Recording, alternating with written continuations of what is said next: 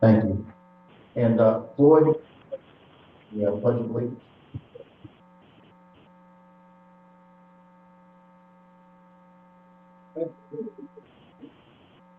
Of the United States of America, and to the republic which stands one nation, indivisible, with liberty and justice for all.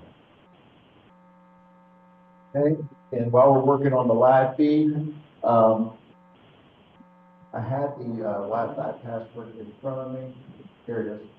For those of you who need to get on Wi-Fi, to get on Wingate Guest, and the password is their phone number here. Everybody ready to go?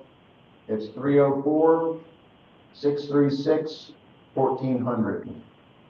304-636-1400. Okay. And a couple of housekeeping items. Of course, the bathrooms are over here in this back corner. When you're recognized, please state your name and district county. State your name and county when you're recognized, so folks online know who's speaking. You ready to go? Just double checking the line.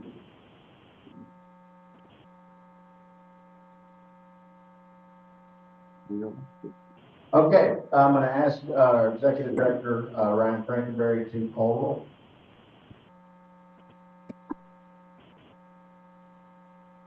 roll. Thank you, Chair Pushkin. If you are on Zoom, please, make sure that you unmute when you are called. Chair Pushkin. Here. Vice Chair Corsiva. Here. Vice Chair Petson. Here. Melissa Lucas. Jared Powell. Present. Jared Powell is present.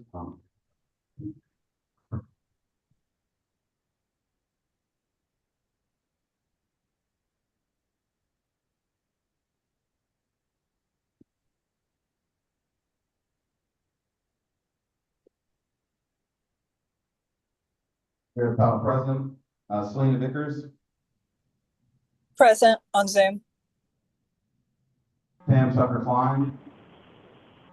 Present on Zoom. Christopher Pennington. Present on Zoom. Oh, thank you, Christopher. Red Greer. Red Greer. Cody Thompson.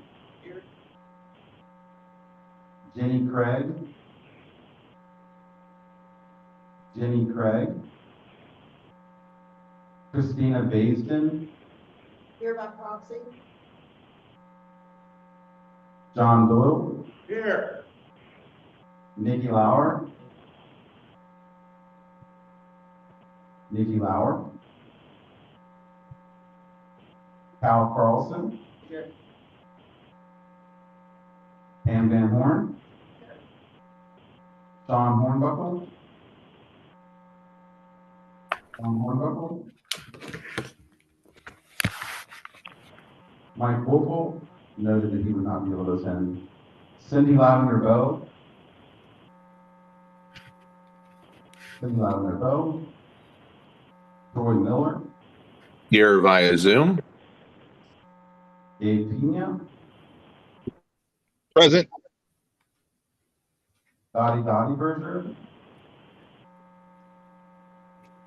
Dottie Berger. Ariana Greenbaum. Wilma Steele.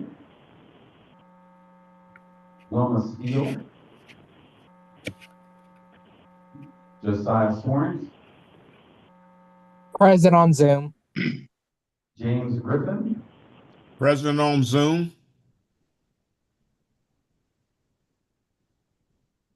Ray Whiting.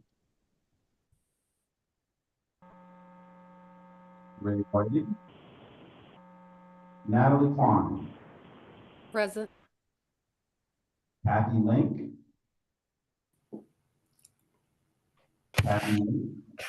Present on Zoom. Charles Eulenfeld. Charles Eulenfeld, Michael Schraubert, Michael Schraubert, Barbara Scott, Here. Kim Crum,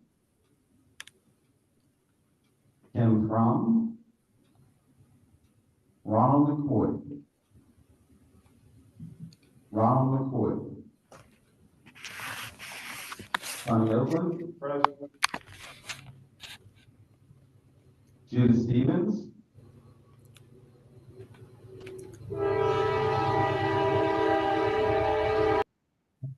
Here via Zoom. You can get it unmuted. thank you, Judy. Jerry Brookover,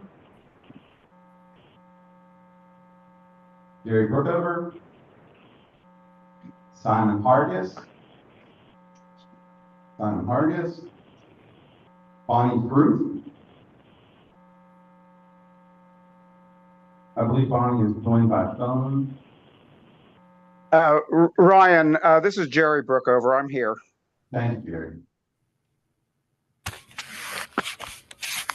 Beth Jackson.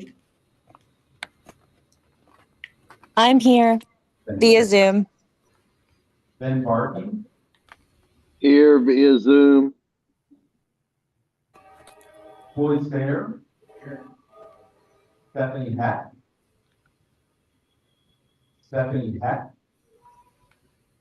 Tammy Pritt,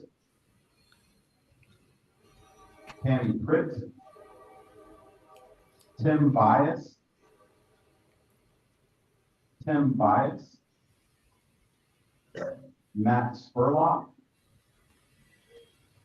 Matt Spurlock, Deb McCarthy. That's all Deb on Zoom. Deb, Yeah. Oh, present via Zoom. thank you. Phyllis White,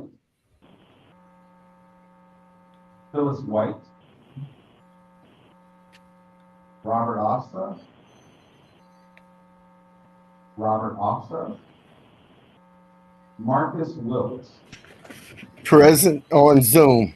thank you. Marianne Clater, Proxy Richie Robb. I see Ricky is present. Heather Hayes.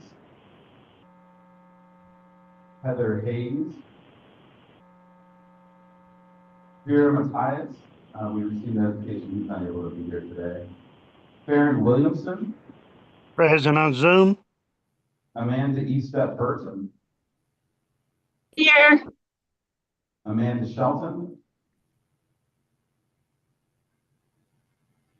Shelton, Keith Lossie, Christy Cardwell, Kelly Elkins, Present via Zoom. thank you. Robert Baker, Present via Zoom. David Thompson,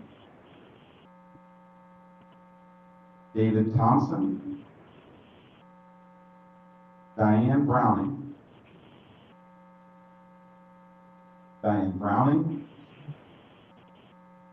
Oh, present by proxy. thank you. Margaret Staggers,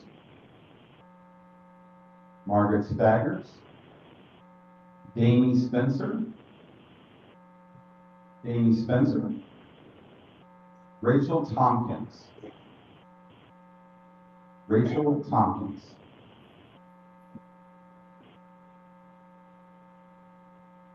Brenda Weiss. Brenda indicated she may not be able to be here to help. Claire McKenzie, Susan Miley,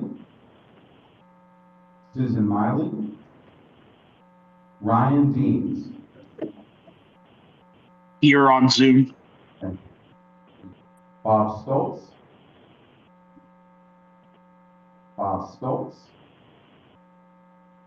Belinda Viafor. I'm present. Thank you. Joey Garcia. Here.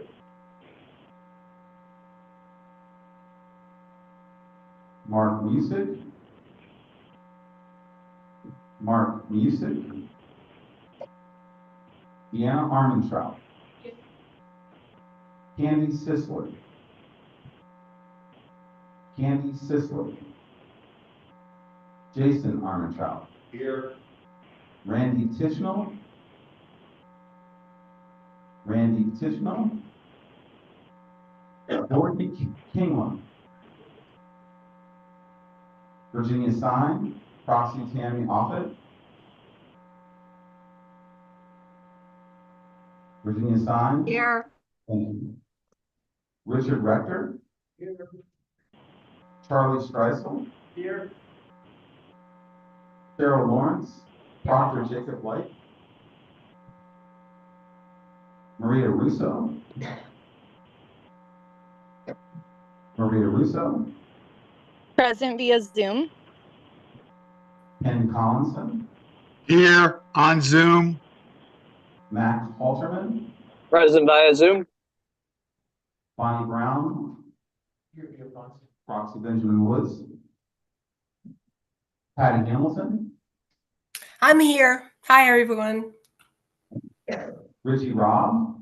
Present by Zoom, also proxy for Marianne Clater. Yes, sir. And David Tucker.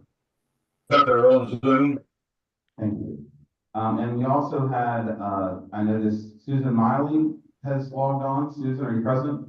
Yes, I'm here. Zoom now. Thank you. Is there anybody that has come into the room? Nikki Lauer, present via Zoom. Okay, 1 second. The last person who spoke on Zoom, could you say that again? Nikki Lauer, present on Zoom. Thank you.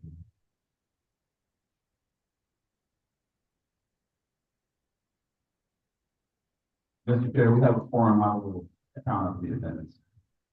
Okay, ascertain that we do have a forum. Thank you, everybody, again, in attendance, and thank you to everybody on Zoom. And I also really want to thank the host committee here in Randolph County and some volunteers for that.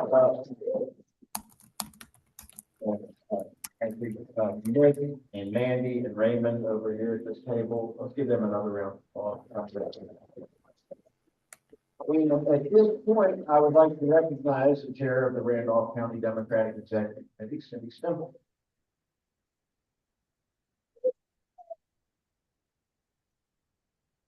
I probably don't need this, but I'll use it anyway. So welcome so much. Welcome to Elkins. We're so happy to have you here. I am the chair of the Randolph County Democratic Executive Committee, and we're thrilled to hold the state meeting here. And we hope, I don't know if you want to visit the Ramps and Rails Festival or not, because it's kind of rainy, but if we get out early enough, you might want to go down there. It's just kind of down the road, and you'll probably smell it before you see it. So it's a great festival, though. I think there's about 80 or some vendors down there if you get a chance to go.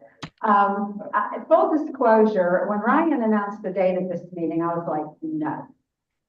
That's the Ramps and Rails Festival. Nobody's going to want to help. But guess what? I got outvoted, and here we are. So thanks so much to Mandy and Nick and Raymond and Jane, who came earlier, for helping us get everything set up. And Mandy and Nick actually who did the pre-prep for today. I want to thank them so much. They really helped out a lot. I want to tell you just a little bit about Elkins. I won't go on, but Elkins is the county seat of Randolph County, becoming so in 1899. After a very suspicious fire burned down the Beverly, West Virginia courthouse, and all the records were destroyed. Beverly was the previous county seat. Armed bands of individuals took to the streets, but the dispute was eventually resolved peacefully. If that isn't like the most West Virginia thing ever, I don't know what is. So that's why we're the county seat today. The population is about 7,000, and it's the home to Davis and Elkins College. Elkins lies along the Tiger Valley River, and it takes its name from the city's founder, Stephen B. Elkins. Along with Henry Gasaway Davis, Elkins developed railroads, coal mine, and timbering businesses. Elkins is considered a vibrant arts community, and we host in the summertime the Augusta Heritage Arts Festival in July. So we're kind of I consider us a little blue dot here in the midst of surrounding red, so we're a little blue dot. Ryan asked me to tell you about a few things that we're doing here, so I'm going to try to be brief. Following the first election of you-know-who, a group of women who had attended the Women's March in D.C. decided that we needed an active Democratic Women's Club. So we got together and formed one. Our ultimate goal was to get Randolph County Democratic Women's members elected to the county executive committee. In 2022, we ran 8 people for seats on the committee, and 7 of us won. So there was a real need for new leadership here. Since then, we've worked to raise money, find and recruit candidates, and build a stronger Democratic coalition. Last August, along with our Democratic Women's Group, we opened a headquarters in town where we held our meetings, did phone and text banking, organized our canvassing operation, and kept our candidates supplied. We were able to distribute more than 250 Harris Wall signs before the election.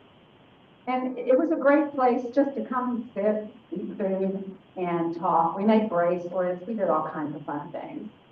After taking a break following the election, because we were all so depressed, we realized that we had a lot of work to do. So we began planning and networking with other counties and groups to change the perception of Democrats and try to educate folks on local and state issues. January and February, the weather was, in a word, yuck. But the work didn't stop. We reached out using social media and through a 5-day-a-week newsletter type email, to keep people informed and relatively sane, which is still going on today. It's called Today's Simple Actions, and people are asked to do one or two easy things each day to help strengthen our democracy. This email now reaches 300 people every day, more than 300 people. Mandy and I also started a video series called What's Going On with Mandy and Cindy, which we haven't done a whole lot recently, but Mandy, we need to get back to that. We should do it today, actually, after the meeting's over. In March, we held Democracy Thursday rallies every week in March. The first day of the rally, the field temperature was 10 below. The next rally, 1 week later, the temperature was 75. That is Elkins in a nutshell. Our rallies continue to grow.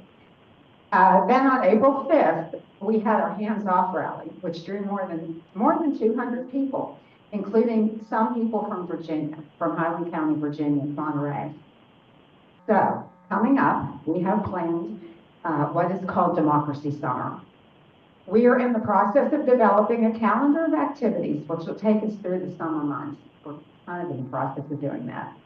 These will include rallies, trainings, guest speakers, fundraisers, picnics, workshops, town halls, postcard parties, anything that you can think of. If you have any special skill and you can help us out, Sam Petzong, please see me after the meeting. Also, we would love to have any of you attend our regular monthly meetings, which are the second Tuesday of the month, mostly. We have them almost every month. And that's what we're planning for the summer. So thank you again for being here. We're very excited. We're going to have some more fun t-shirts to sell and this summer. And there's still a couple of our due process for all t-shirts back there, but I ordered these and they sent me some really wacky sizes, but it might fit somebody here. They're $20 if you want to get a t-shirt. So thank you again. Welcome to Elkins, our little blue dot in the mountains of West Virginia. Thanks for coming.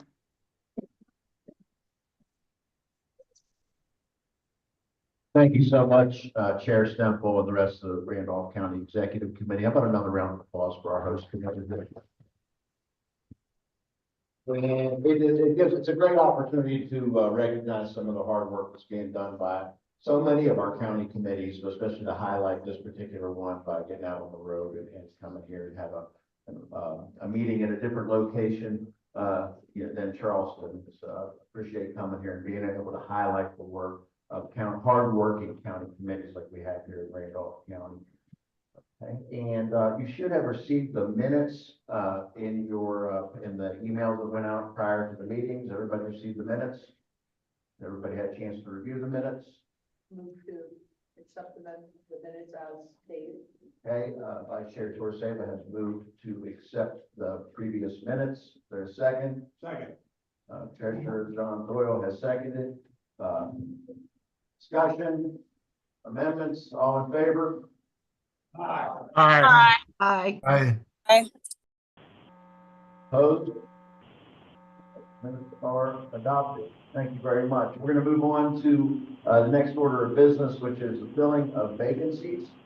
And we have vacancies, Senate District 11, male or non-binary, and Senate District 13, female or non-binary.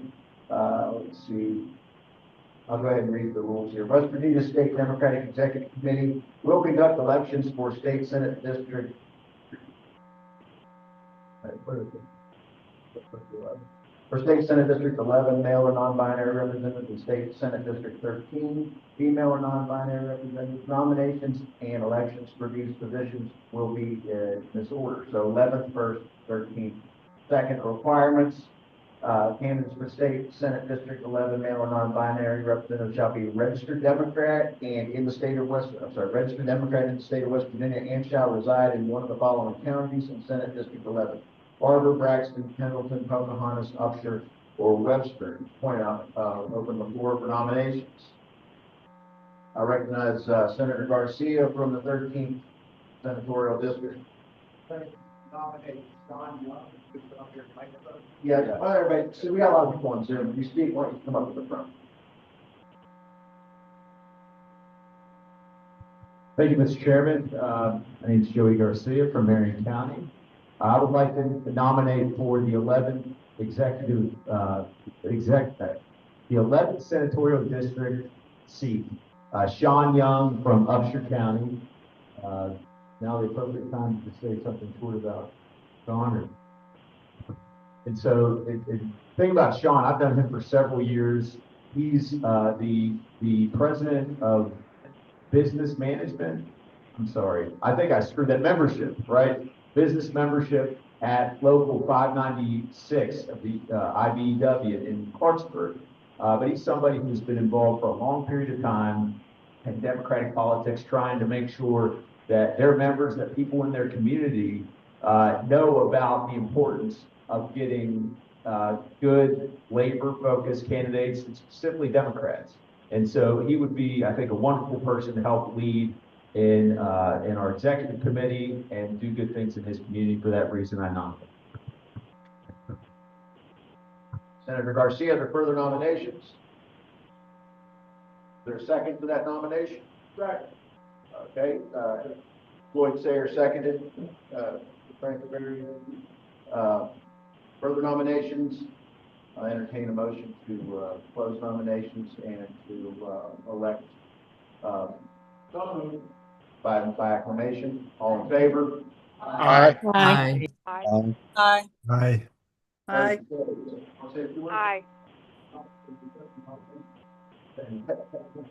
Well, I figured you were here. We kind of took that as why we accepted it. We're going to say a few words.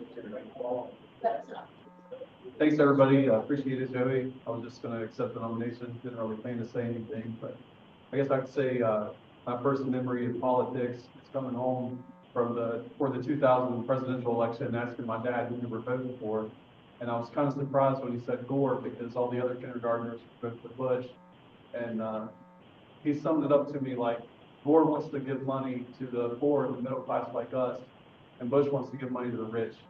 And I think that's more true today even than it was then. And Joey said I've pretty much spent my career pushing to cure that disease of poverty that's in West Virginia and in a lot of areas in the richest country in history. And so I think a lot of our other problems come from that disease of poverty. They're just symptoms of it.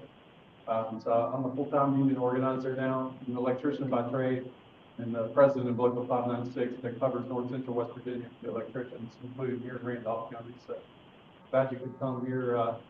I'm from Buchanan, just down the road for my first meeting here. So hopefully I can help the party move forward. Thank you. Thank you very much, Sean. Thanks for stepping up. Thank you.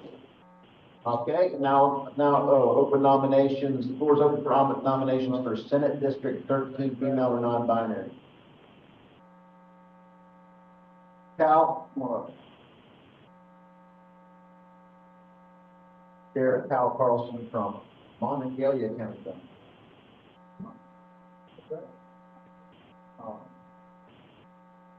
Thank you, Mr. Chairman. I'm Cal Carlson of Monongalia County, the chair of Mon County, and I would like to nominate Marty Schamberger to fill the Senate District 13 female position. Marty Schamberger is a former Morgantown City Councilor and former mayor. She has been active with the Monongalia County Democratic Party and Democratic Women for many years. Well, for really the past couple of years now, especially, and has worked on a lot of campaigns. And most importantly, she's my #1 supporter because she is my mother. So I'm Pam very Klein, Nicholas County, I'd second that. And have her join this committee. Pam Klein seconds that. Pam Klein just. Okay, we have a second online from Pam Klein, that rhymes. And further nominations? Entertain a motion to close nominations and elect Marty Schamberger by acclamation. So moved. I read your mind. Okay, all in favor? Aye. Aye. Aye. Aye. Ayes have it. Marty does. Aye. But Madam Mayor, once you're a mayor, you're always interested. Well, thank you all very much for your confidence in me. I'm excited about serving on this committee. A little bit of background. I was born and raised in the Charleston area. Went to Charleston Catholic High School. Came to Morgantown. Met my husband. We lived down in Logan County for a while. Now in Maine, Holden, either New England coal country. We had the different mines in the area. But we lived there for a while, and moved back to Morgantown, where I've been for about 3 years. I ran for Morgantown City Council after serving on numerous commissions, and I found that, if you're persistent, you can make a lot of change, and a lot of good change. Have a seat. Maybe you can get the sound up for me. After I served for 8 years, I retired and actually became a professional volunteer helper with any project.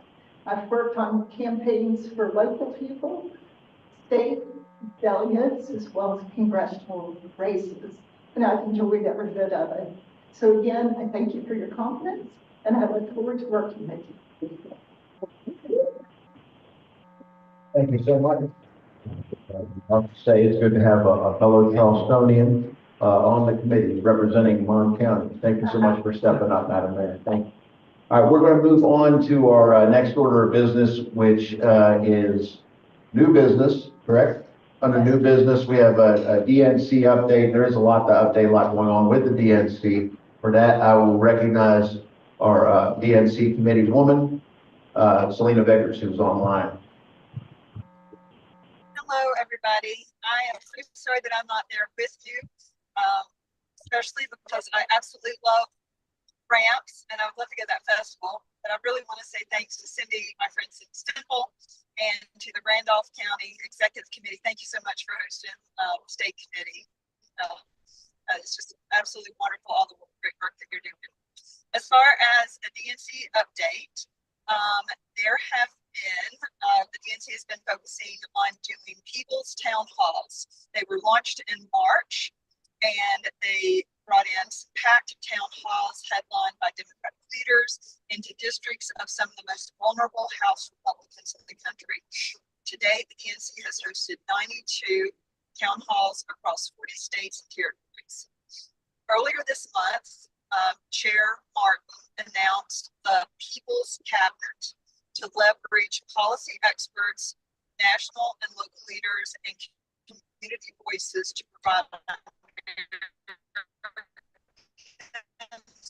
Jenny, Selena, you're breaking up.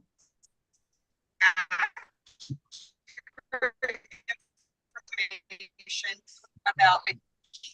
You could go to something else and come back to me when I have a stronger signal. Would that be okay? Yeah, we'll move on to the next one. Yes. Okay, we're gonna move on to something else once we get to a place with a better signal down there. Apparently, we do have broadband issues in West Virginia and haven't been addressed by the Republican supermajority after a decade in power. I'm gonna recognize the second vice chair, Pesson. Sam, all right, we'll do an update on strategic planning. Right. But I didn't know. I thought it'd be like 15 minutes.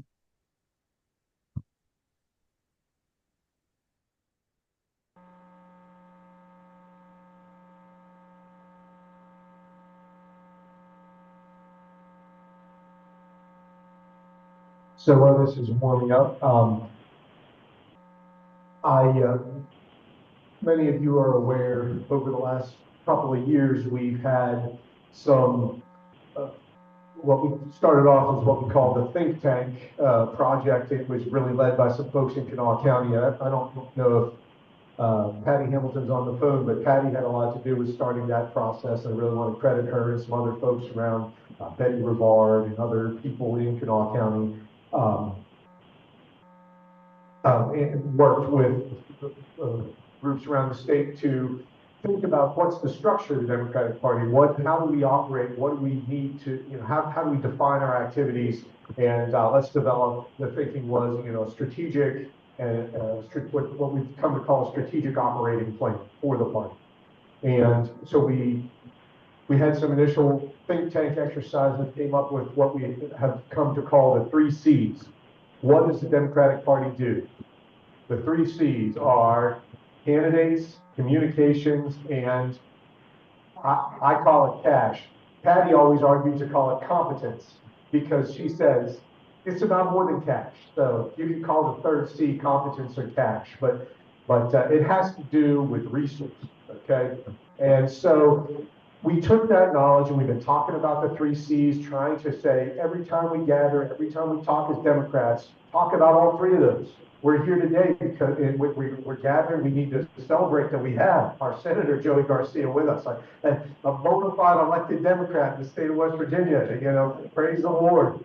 And we have other candidates who are big candidates who are running, who hold office here with us. So we got to talk about them every time we gather. That is really the main thing that we always have to talk about, praise it and support it. And as far as communications, we have both internal and external communications. We always want to be thinking, like Cindy spoke beautifully, their local newsletter is a good example of internal communication. We also always need to be talking about how we communicate externally, on TV, radio, op-eds, social media. Our state legislators have done an exemplary job of both internal and external communications this legislative session with the weekly Zooms that they did. That's a product of our awareness of the need to communicate consistently about our operations. And lastly, cash and competence means the resources, and that both cash flow and volunteer flow, making sure that our organization is populated, our committees are full, and we're doing the work on a consistent basis. So we tried to take all that thinking about the 3 C's, and we created 3 working groups for the state executive committee that are the 3 C's: candidate recruitment, communications, and fundraising. Basically, the 3rd working group. And now, of course, we have our new treasurer, John Doyle, who we're blessed to have, and I think will help us a lot with the fundraising field. Over the last 6 months, those working groups have shared thoughts, and I've spoken with them, and I've spoken with some of the county chairs at length about how we transform this concept of the 3 C's into a working plan, a strategic operating plan for the party. So here is the beginning of this. This is a draft that is a working draft. We've circulated it to the working groups. Anybody here that wants to call, we'll try to send it to the whole executive committee after this meeting so you can all look at this and give feedback. But the concept with this working plan is and I don't know if you can see, you probably can't see it, but it's a spreadsheet, okay? There are 4 columns. These are quarters of the year. This is a 4-year cycle that's reflected on here. Year 1 is the year following a presidential election. Year 2 is the midterm election year. Year 3 is the year after the midterms, and year 4 is the presidential election year. And we've broken, there's a line for each quarter. And then there's 3 columns for candidate recruitment support, communications, and competence. That means cash and collaboration. Okay, that's the 3rd column there. So the intent here is to take all of these insights and practices and take the elections calendar and take, you know, our experience in this room and from our candidates and create a roadmap that has essentially, you know, we work on what is basically a 4-year election cycle. So I'm eager for feedback about all this, but this breaks down what we do, like for instance, quarter 1, candidate recruitment.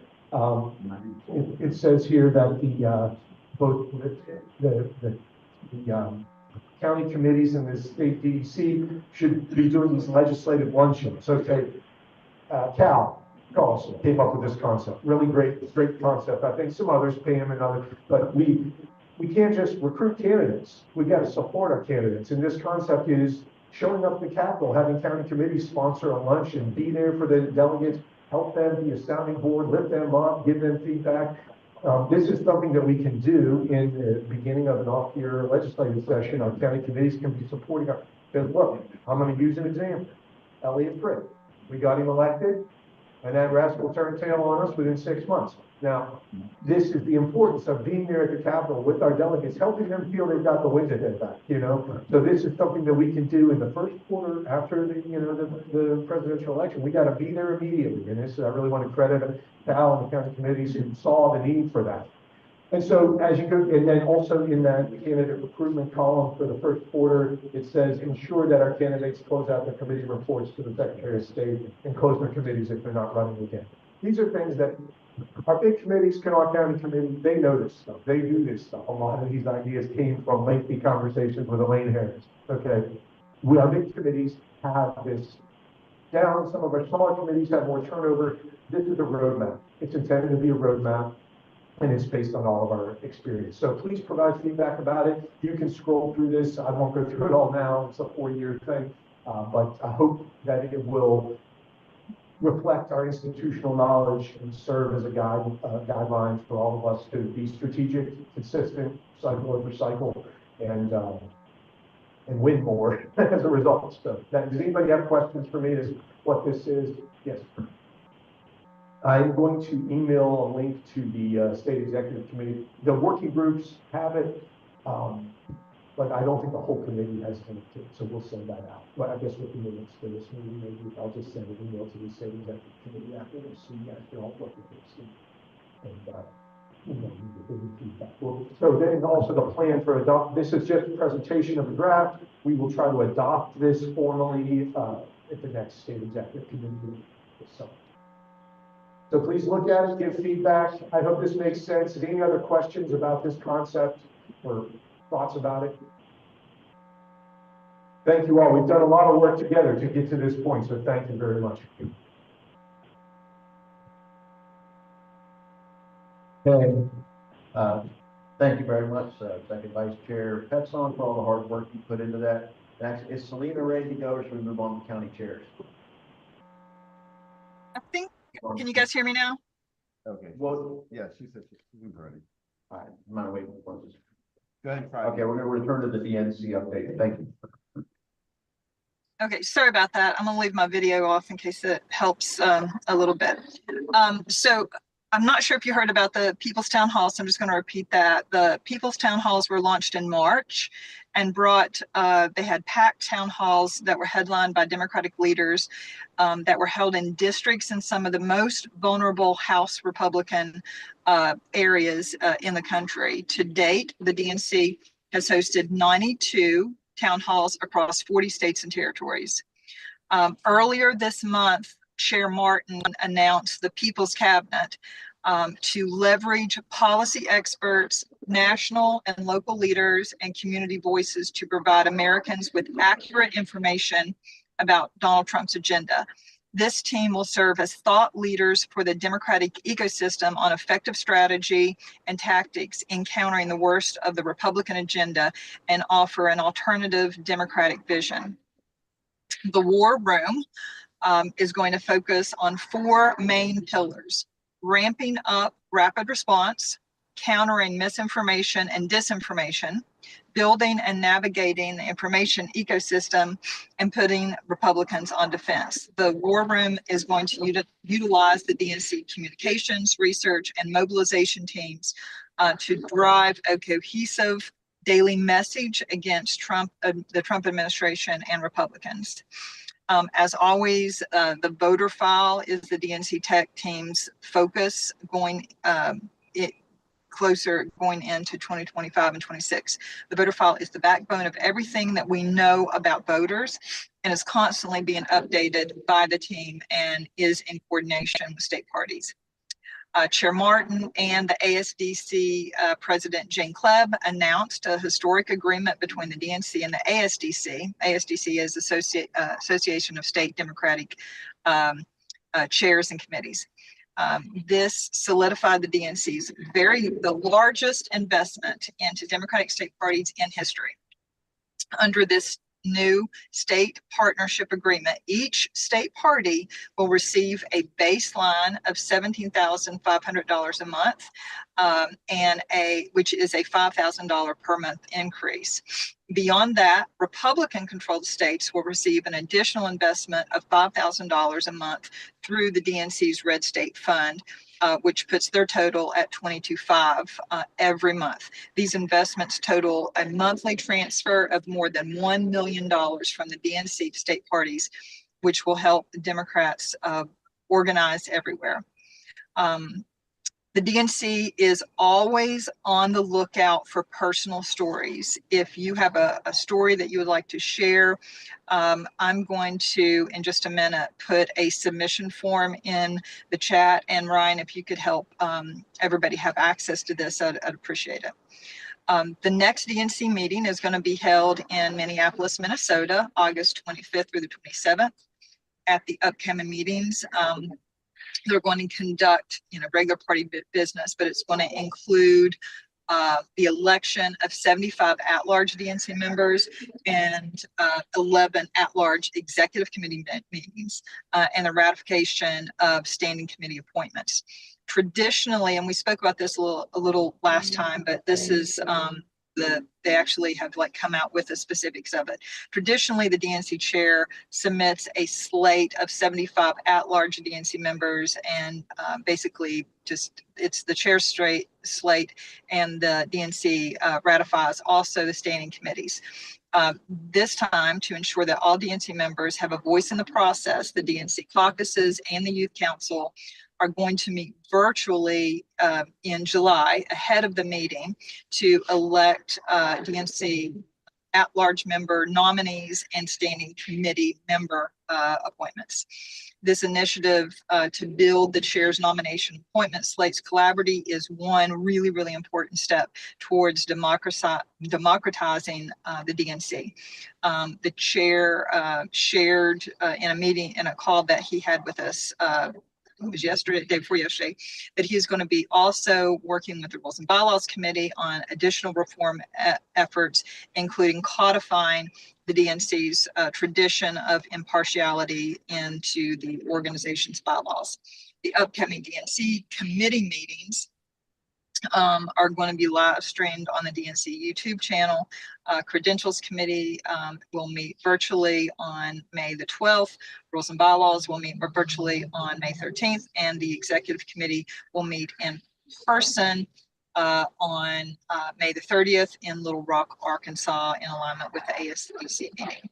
So that is the DNC update. I'm glad to answer any questions if necessary. Are there any questions?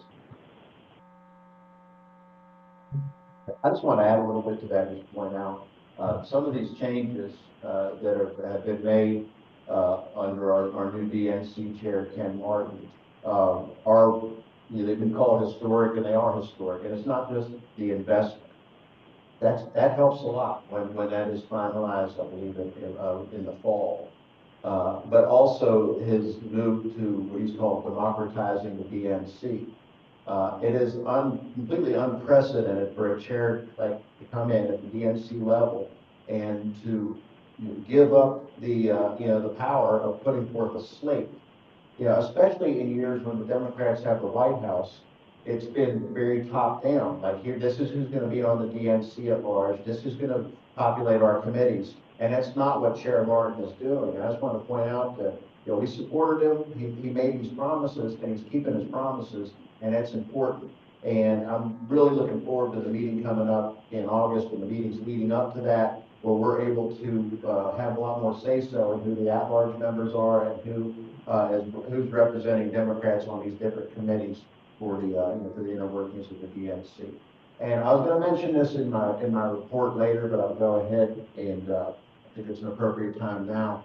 And we had several special elections since what happened in November. We've had several special elections since then, and they've all gone pretty well. And even down in Florida, where we weren't even supposed to be able to compete, we cut the number in half. And I just wanted to point out that our national committee woman, Selena Vickers, on her own dime, went down to Florida in the district that was formerly represented by Matt Gaetz, and worked for the Democrat down there. She went down there, took her own time on her own money, flew down to Florida, spent time there knocking on doors for our Democratic candidate in Florida. So I just wanted to recognize Selena for that, give her a round of applause.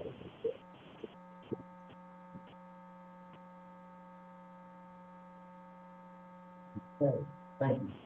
Now, we'll move on to the county chair's report.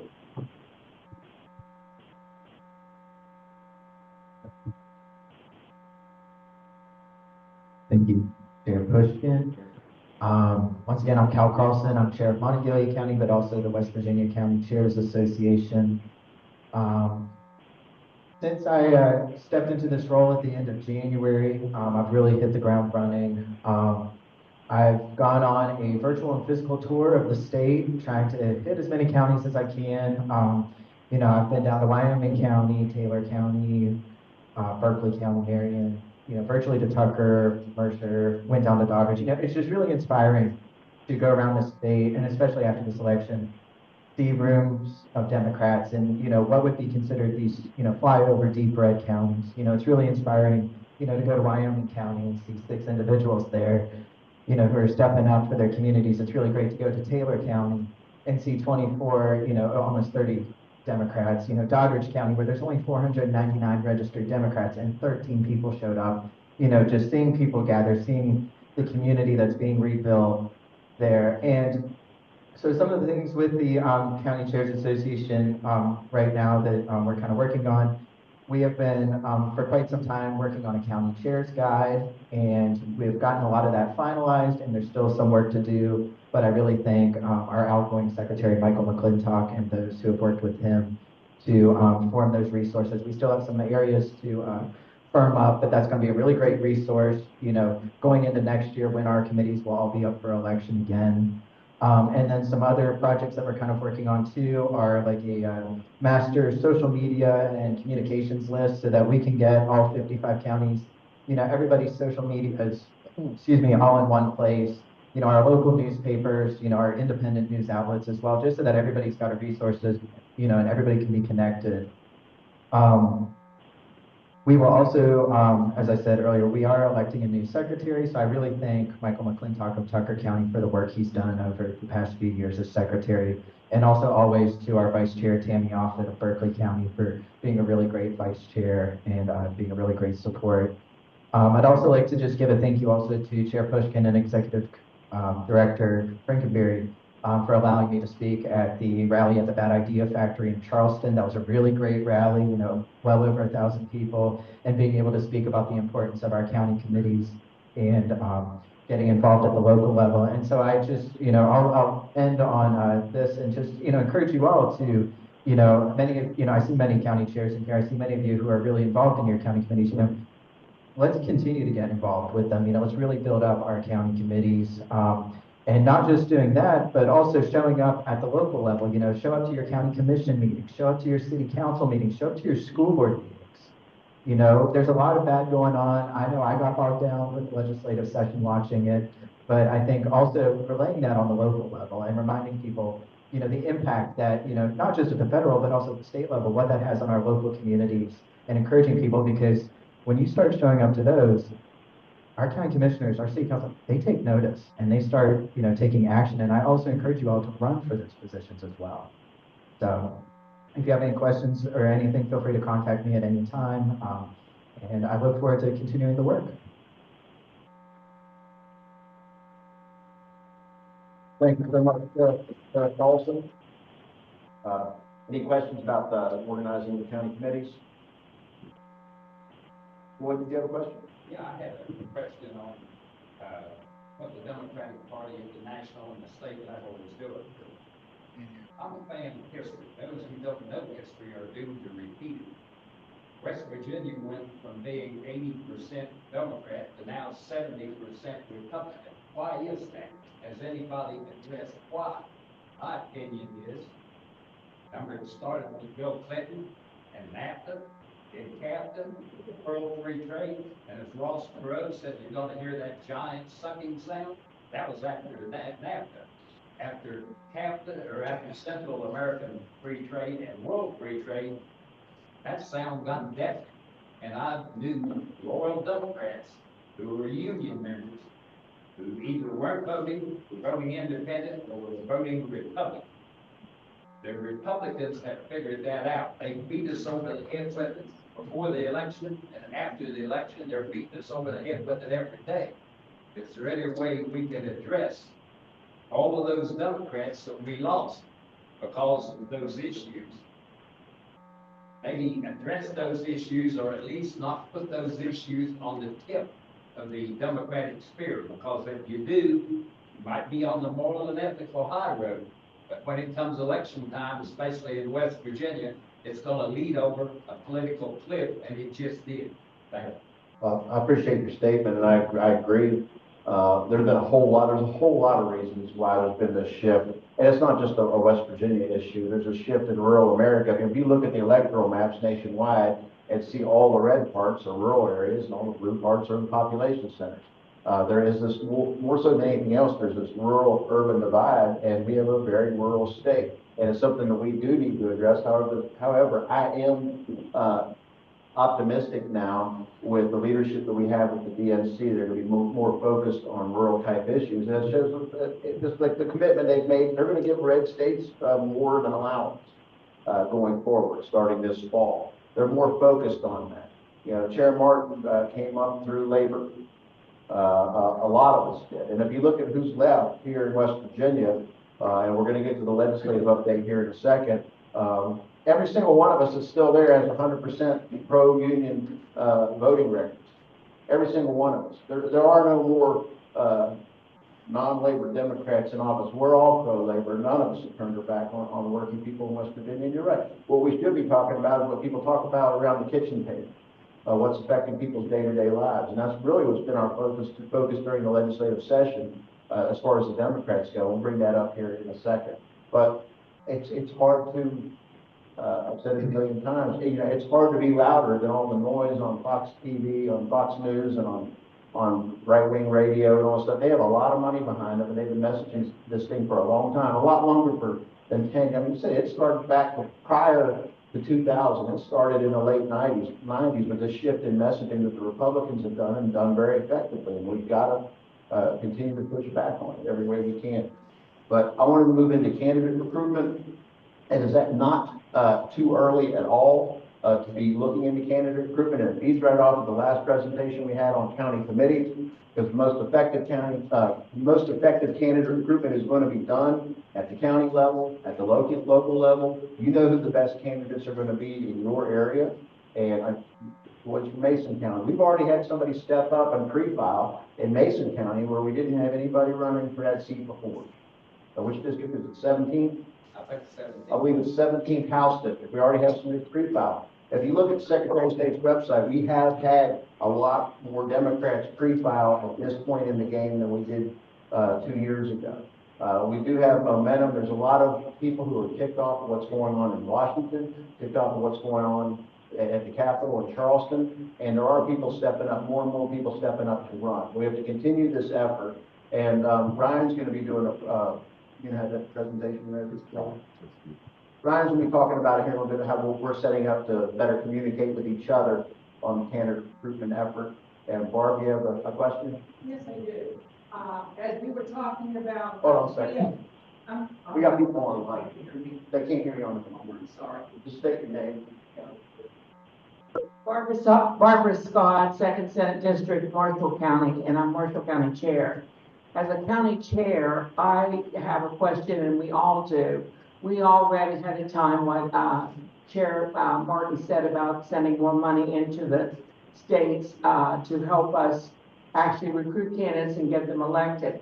How will that money filter down to the county level? As soon as that came out, I had other county chairs in my area. We had a Zoom planning our town hall we're having on May 3rd. And they asked me, will we get any of these funds? Because we can recruit candidates, but it's really hard for us to raise enough money when there's one newspaper controlling everything in the Northern Panhandle to buy ads in or to buy ads online. So that's a question we have from the Northern Panhandle. Thank you. Thank you. The announcement was made, what, a couple days ago about this investment, and there will be, plenty of discussions that include everybody going forward on this. I'll point out also that it's not going into effect for several months, at least until late fall. We got to start our recruitment before that. And as someone who's been part of, and we've all been part of candidate recruitment, candidate recruitment is picking up the phone and calling people, knowing who the people are in your area, who'd be best. Sometimes you have to ask people 10 times before you get them to run. And it would be nice to have resources behind that, but calling people doesn't cost anything. And looking for community leaders in your area doesn't cost anything. We can start. There's no reason not to start doing that right now. I'll give an example, but just anecdotal thing. My 86-year-old mother was reading an op-ed in the paper the other day. Calls me about the op-ed and said, this person lives in Randolph County. You need somebody to run there? She'd be great. And something to look into. But little things like that. You see somebody who wrote an op-ed, somebody who's a youth sports coach, somebody who's a constant volunteer at everything. People who are liked well in the community, start having those talks with them. And talk to us about it, and we'll help you with that as well. Let them know that they're going to have our support, and as much as we can. And of course, there is the announcement that I completely support about neutrality in primaries, but unfortunately, that's not a problem we have had lately in West Virginia of having too many Democrats running.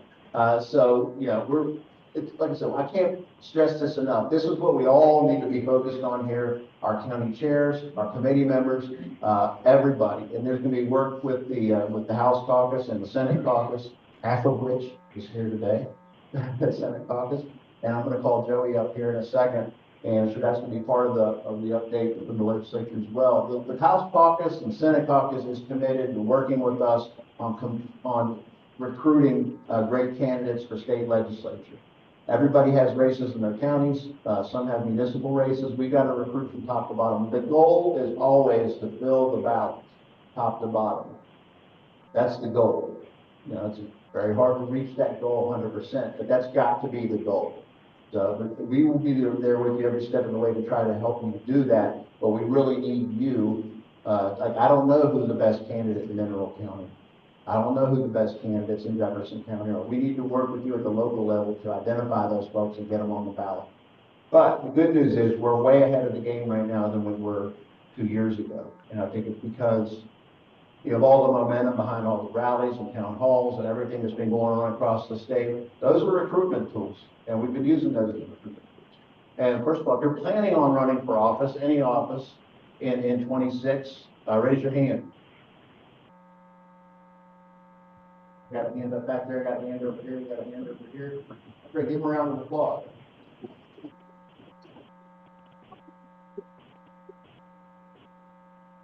Need more. Okay, at this point, I'm gonna turn it over to, Senator Garcia for legislative update. And, I'll stick around to, give the House side.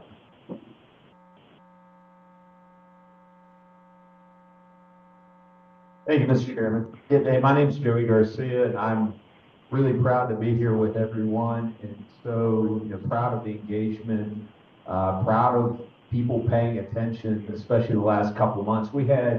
This is one of those unique years. Most time we have a legislative session that starts in January, goes for 2 months. By the time we're done, it's spring.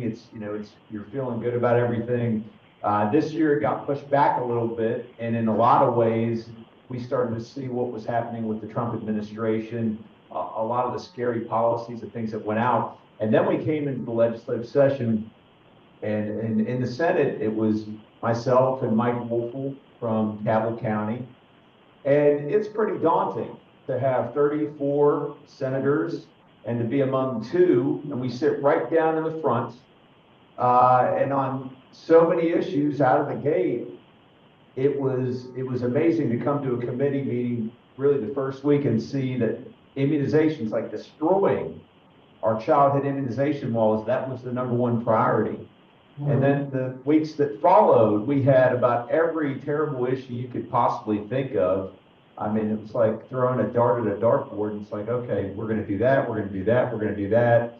And in the committee meetings, so think about this, we have 34 members that are on. Usually they split those up into the major committees like Judiciary, Finance. You also have the Health Committee, the Education Committee. And so for those committees, think about splitting the Senate in half. And so when you have 2 members that are Democrats, Senator Wolfel and I both were on every committee, but only us. And so it was sometimes very lonely to think about, okay, this bill's coming up. What am I going to say? What questions am I going to ask? And luckily, though, we had a number of different advocates. John Doyle was just one of them here. And I know there are a lot of others who helped us find witnesses. We had doctors that came and testified about important medical issues when the Republican leadership basically said, we're going to throw science out of the discussion. We just don't care. But we had people that we put on the record that talked about the importance of whether it be not getting rid of drugs that help prevent suicide for kids that are trans, whether it's, again, abortion and having the right to different medicines that come into the state and not interfering with that right. But every single social issue, every dividing issue you could think of was up for bat, really, especially the first 30 days of the session. And so I think it was important, though, and again, we could only do that with the support of people, both helping us try to make that record and trying to help explain outside what was going on. And so one of the first, the groups that came, and Cal and all the different county committees that came and gave us lunch. I'll tell you what, that's such a small thing, but it meant a whole lot. I know Mike and I, we would come in here. Mike Wolfel and I would come over from the Senate, usually to the House Democrats' office on the other side, and it'd be a chance just to see, our friends and see people from home that are rooting us on. That means a lot. And the messages, and I think one of the things we've all tried to do, and I think people like Mike and I, who I don't know that we ever did a whole bunch of videos on social media before, but I think we were really inspired by people like Kayla Young and others, and our whole caucus was, to try to say, okay, we need to go outside of our comfort zone, and we need to show people and talk to everybody out in the community about what's going on. That's the only way, because we think about it, and we're inside this Capitol, we're like, can you believe this? But then we have 91 members in the House and 32 members, and I don't think all 32, for example, in the Senate, all 32 Republicans believe everything, but they go along with everything. But we're sitting there thinking, this is ridiculous. And when you actually talk to the people face to face, and just put a camera in front of your face and just tell people what's going on, you know what? I think people out in the community say, this is ridiculous too. And that doesn't just have a Democrat or a D behind it.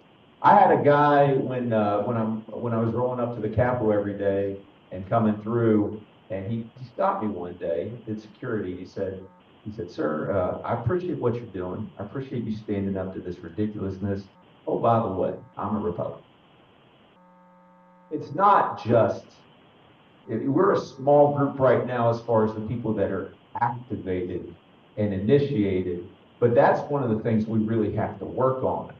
And not only attracting independent voters, I was talking to a couple of people the other day who are Democratic voters. They vote for Democrats, but they are non-affiliated voters. And there's what I think the vice chair of the Republican Party was trying to egg me on one day on Twitter and say, well, Marion County just lost its advantage with Democrats. You know, the only reason they lost their advantage is because people died. It's not like Republicans are picking up a lot more people right now. But I think when we have non-affiliated voters, and this is what I was asking, I specifically said, would you all consider changing your registration to Democrat? Because that actually means something. That's a form of protest. And we have to start thinking about, if you're a Republican, maybe we don't get you to switch to Democrat right away. Consider switching to independent, because we actually want you to vote in our primaries the next time. If you're independent, think about switching to be a Democrat because of what it means, especially if you're already voting that way. And I think we can go back to places like Marion County to start and others and flip the script on them.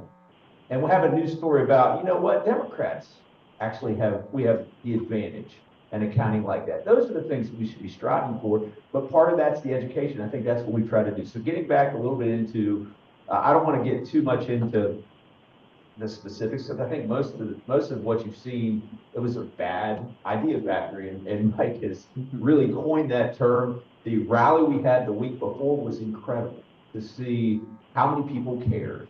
And that just wasn't in Charleston, that was everywhere. I remember hearing about Wheeling. Wheeling had what, like 700, 800 people. Morgantown had, upwards, I think, of 1,300 people. Elkins, it was great hearing about that and how many people you had here. And everywhere around the state, people were starting to get activated. And you know what? It's not slowing down. But I want to tell you about the last night.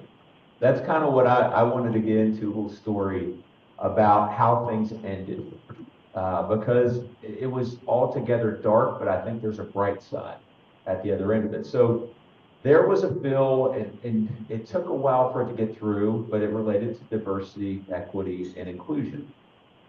And this was one of the governor's first executive orders, which executive orders, to the extent you don't know, I mean, executive orders can only fill a space where there is no law. They can't overturn law.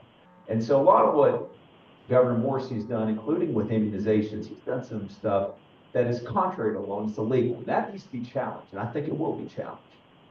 But with diversity, equity, inclusion, the whole idea was to create this boogeyman, and it's been done on a national level, to say these things they prevent the best from being promoted, when in fact, for so many years, if you look at our history, I think Floyd was talking earlier about, you got to remember your history, or else you're doomed to repeat it.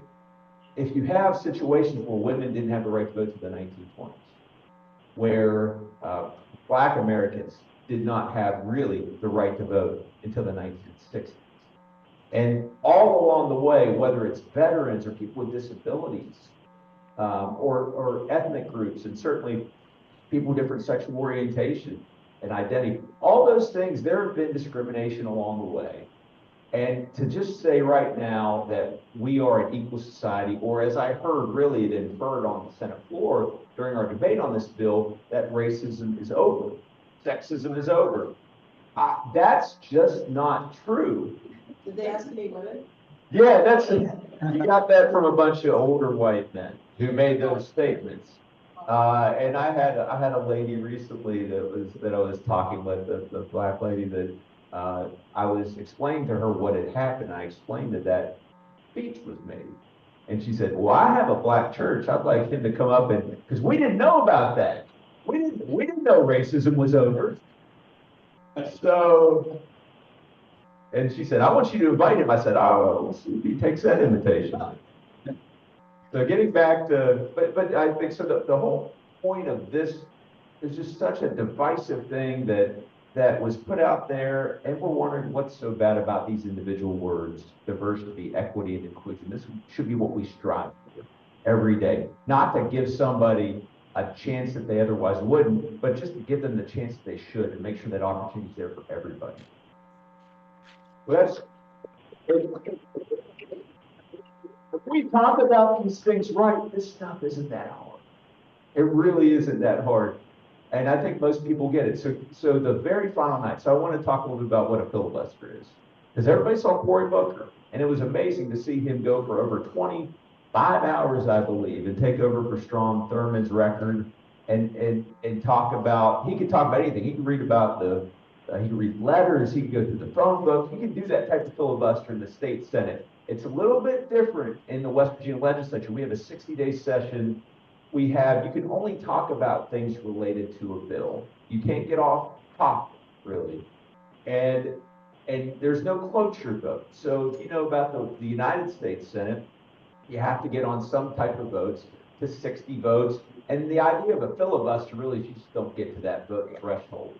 There's nothing like that. With 91 to 9 and with 32 to 2, we don't have the ability to make those procedural stops. But every so often, when you get to day 60, and the Republicans have drugged their feet, probably because it's bad policy. I think that's why. If it was good policy, they'd pass it, there'd be no issue. And even bad policy, they're going to do so. But where I think they have a little bit of a moral haggling amongst themselves, they just kind of wait. And so what happened on the final day was we had the resolve of, just some of my favorite people. The 9 House Democratic members are just wonderful human beings. And they care so much. I think, I'm gonna get a drink of water here. It makes me emotional to think about it because they had a plan that if it got to this bill getting taken up later in the day, and that's what it seemed like was gonna happen, that they were gonna try to use every procedural tactic they could try to get to midnight. And that's what the filibuster really is at the state level. You can't use it all session, but if you can get to midnight, you can potentially close something down where it doesn't pass. And so as we were getting ready, and this has been in talk a couple of days, they offered 30 some different amendments that, and the idea was too, earlier in the day, at Saturday, there's another bill related to like the Don't Say Gay bill. I'm sure you've probably heard about that one, where immediately the House Republicans called for a vote to cut off debate, which really pissed everybody off. And they knew that could happen. So what happens is if you offer amendments, then you at least have the ability to talk about what that amendment is. And then they can move to shut down debate. But I think in working with sometimes you can work with the Republican leadership. They work to try to say, okay, we know you guys are going to shut down debate pretty quickly. We have these amendments, and they did this motion to limit debate, I think, to 2 hours, right, Mike? 2 or 3 hours? 1 hour. Well, that's what's funny is because they figured out how to do the motion in such a way where it didn't count how long they used to actually say what the amendments were. And again, all the members took turns offering these amendments and talked, and they talked, and they talked. And 1 hour, because they didn't include that, turned into 3 hours. And we got to 10:30 at night. And I've heard 3 of the most beautiful speeches then by Minority Leader Sean Hornbuckle, by Delegate Anitra Hamilton, by Delegate Hollis Lewis. All of our members did such great work. But speaking as people of color and just hearing what that meant, if you haven't heard, go back and listen. There's some of the most beautiful speeches I've ever heard, really empowering. But they kept messaging me over in the Senate, and they said, hey, if we get this to you late, can you filibuster? Can you and Mike try to stop this thing from happening? So we got ready. We took 15 of their amendments that hadn't been passed because they did the work. They actually found some amendments. They found some flaws in the bill where if they didn't change it, it probably could have been vetoed or struck down or had some issues with higher education. So they got it changed, and then it had to come back. We had to concur in it, And then we had to pass it before midnight. So we got ready and the bill came back over and it was about 11:20. And we had the amendments in the system and they immediately tried to take the bill up to concur. They thought it was just going to be done. And so it got the Senate President's attention, said, hey, we've got some amendments in the system. So they go up because they have to recognize, even if they don't recognize me, because that's all I needed was one amendment. I could talk 35, 45 minutes. But even if they don't recognize me, that's one thing to recognize too about the rules. They don't have to recognize me. That'll come up later. They can just recognize whoever they want and they can cut off debate. But for those amendments, they would have had to at least read the amendments. So we had a plan that was going to work. So what do Republicans do when the plan, the rules, everything is against you? They break the rules. They change the rules. And so what they did was they came back and Eric Tarr used this obscure rule to try to get around. It was a joint rule, meaning it has to be approved both in the House and the Senate, or it has to be. What he wanted to do was basically suspend this rule that said, I got to offer my amendments. So he does it wrong. And then about 10 minutes go by, they think they voted on the bill and they're looking and they're checking their notes. They're like, we screwed up. The House has to come back and they have to do the same thing. And so they came back and they decided, it was about, I think 10:40, we're going to reconsider that motion. And so when Eric Tarr does the same thing, he reconsiders the motion, or tries to do that, Mike Wolfel gets up and he says, hey, what the heck are you doing? And Mike, I tell you what, he is a guy that he is not afraid just to say, what's going on here? Let's stop this process from going forward. And he was a wonderful partner to work with all the time. And I know sometimes, I've heard criticism about votes and about, well, sometimes it was 33-1. I tell you, Mike Wolfel's got a good heart and may not agree with everything. I'll tell you that's one thing we have to look at with Democrats. We've got to get more people, even if we don't always agree on everything.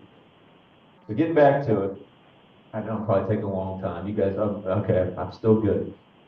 So they go back and they screwed up with the motion to reconsider because we've got them fumbling. So Mike starts talking about, you can't do that. And Eric Tarr tries to basically cut off debate in his own motion. Mike's like, you can't do that. So then the president doesn't recognize me, doesn't recognize Mike Wolfel, but calls on somebody else to cut off debate. So we do a motion to cut off debate, but we never actually reconsidered the motion. They just screwed up again. They didn't use their own rules. And so at that point in time, we're going back and then we're withdrawing a motion because they know that they can't do what they did. And we're at this point like 11:50, and it's like, okay, my amendments are on the table now. We're ready to go. And so what do? I get up and say, Mr. President, I've got 15 amendments. And he's like, you're out of order. And they passed the bill. They screwed up big time. And we've been so Senator Wolf and I, when we're done, we sent a letter. We outlined everything litigation-wise. I think it's going to be challenged. I think it's going to be overturned. And it needs to be, because process matters. But even more important, and this, I'll tell you what, I want to go back a little bit, and don't worry, I'll finish in under 5 minutes. You guys maybe you'll hold me to that. So that night, after they came back and they just basically stole that win away from us, because we were going to win that day. It was a small win, but it was going to be a win. It felt heartbreaking. And, it almost felt like letting down my colleagues who worked so hard to try to get to that point of just fighting for something that we all believe. We have one chance to show West Virginians that we care and that we're going to do everything. We're going to use every procedural tactic. A little bit dorky, but that's what we can do right now. And so it was, I think, a hard way to end the session, and it really took its toll on me and I think several of my colleagues for a couple of days. But afterwards, I think it's even more important. We went back, looked at the tape. We did this draft letter to the governor. The governor still hasn't signed it yet. He probably will. He should veto it if he's smart. But they screwed up. That's on them. I think it's incumbent on us to keep fighting and to show people that we're going to keep fighting, because that's what people want to believe in. That's what's going to cause somebody to say, hey, I'm in Randolph County. I'm in Pendleton County. I'm down in Mercer County. We haven't had some of this one for a while, but you know what? That's wrong, and I'm gonna stand up and I'm gonna be part of this.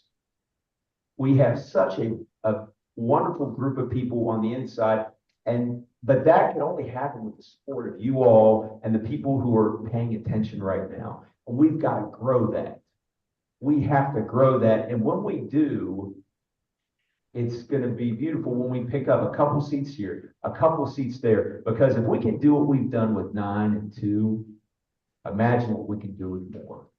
And when we get that momentum, imagine where we can take this state. When we finally come back, and I don't know how many years it's going to be, but we're going to get there. And I think that's what's important about what we're doing in this moment, is it may feel like a loss. It may feel like we're going through some really disgusting things right now. But we are on our way, and we're building this momentum, and I've felt engagement like I've never felt before from this Democratic Party in the last 50 years. So that's all that I have to say, and I just appreciate you guys and everything that you do. I'm blessed to be a Democrat, and I will be working hard to try to find other people to join us in the West Virginia State Senate. And we're going to fill 17, actually 18 seats, because we're going to have 2 from Kanawha County in the 7th, not just Kanawha County, but yeah, most of Kanawha County in the 17th. We're going to fill those seats. We're going to run hard everywhere, and we're going to make it known that that there's more than just one party, and that if people want to be on the right side of history, they'll join us, and we've got a lot of work to do. Thank you very much.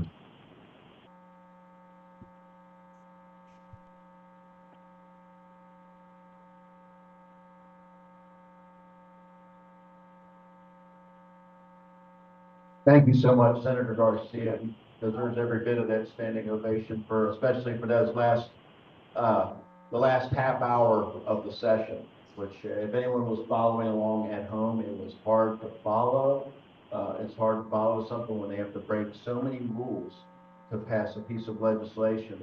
But it was Senator Garcia who had the insight to add 15 amendments into the system as that bill was coming over after my colleagues on the House tied that bill up for so long.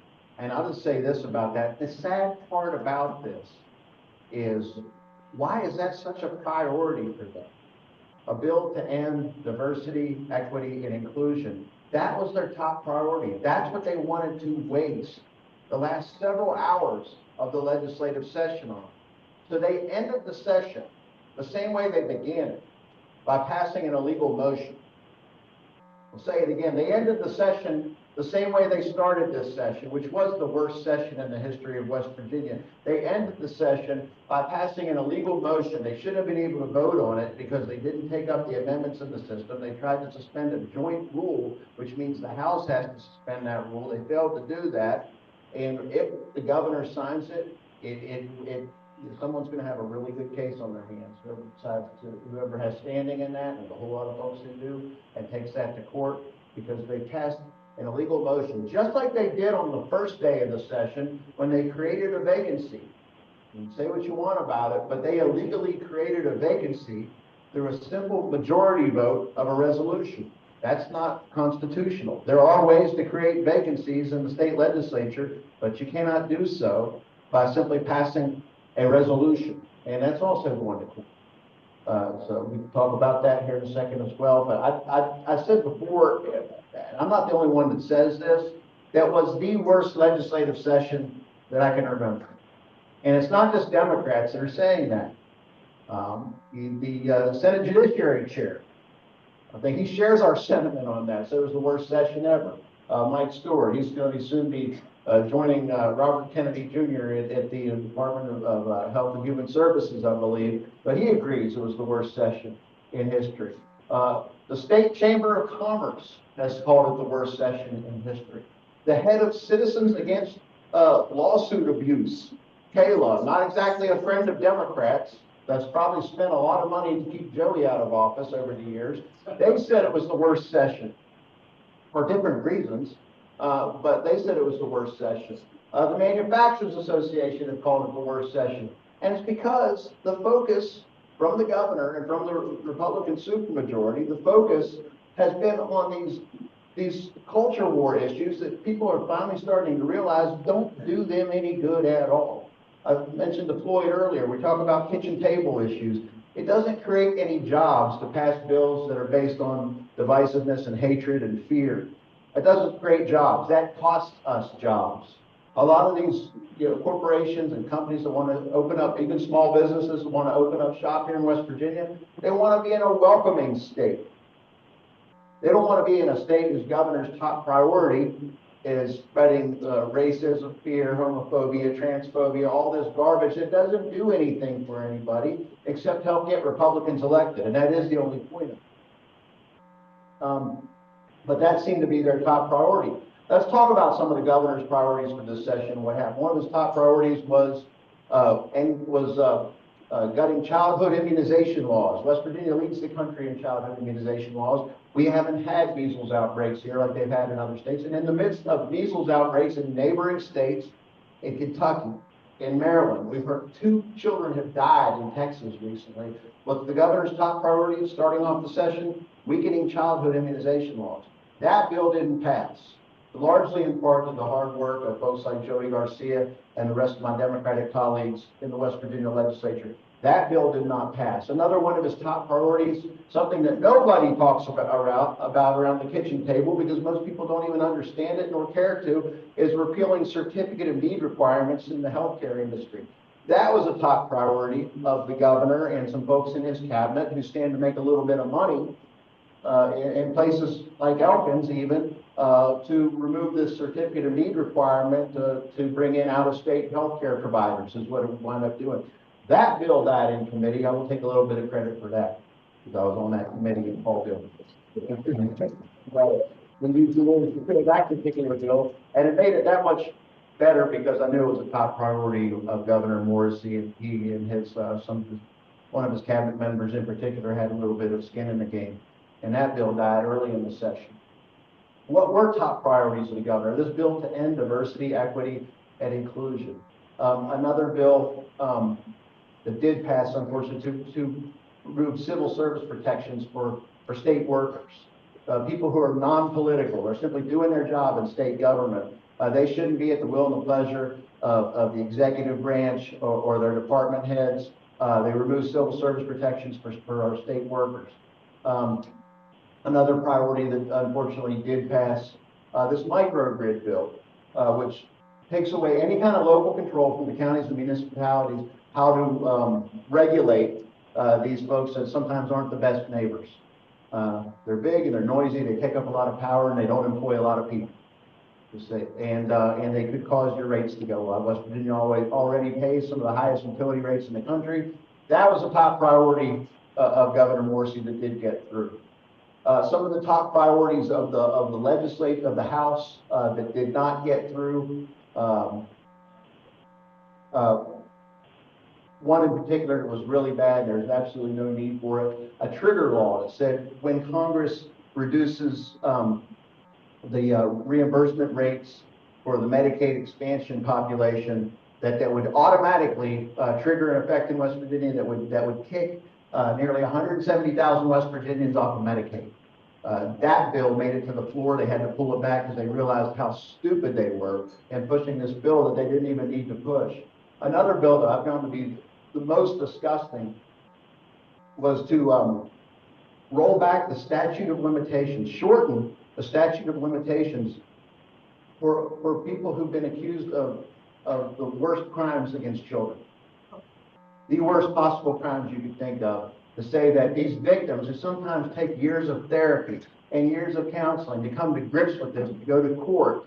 Sometimes it takes well into adulthood for these victims to bring these cases, and they want to say, yep, 2 years after you turn 18, after that you can't sue anymore.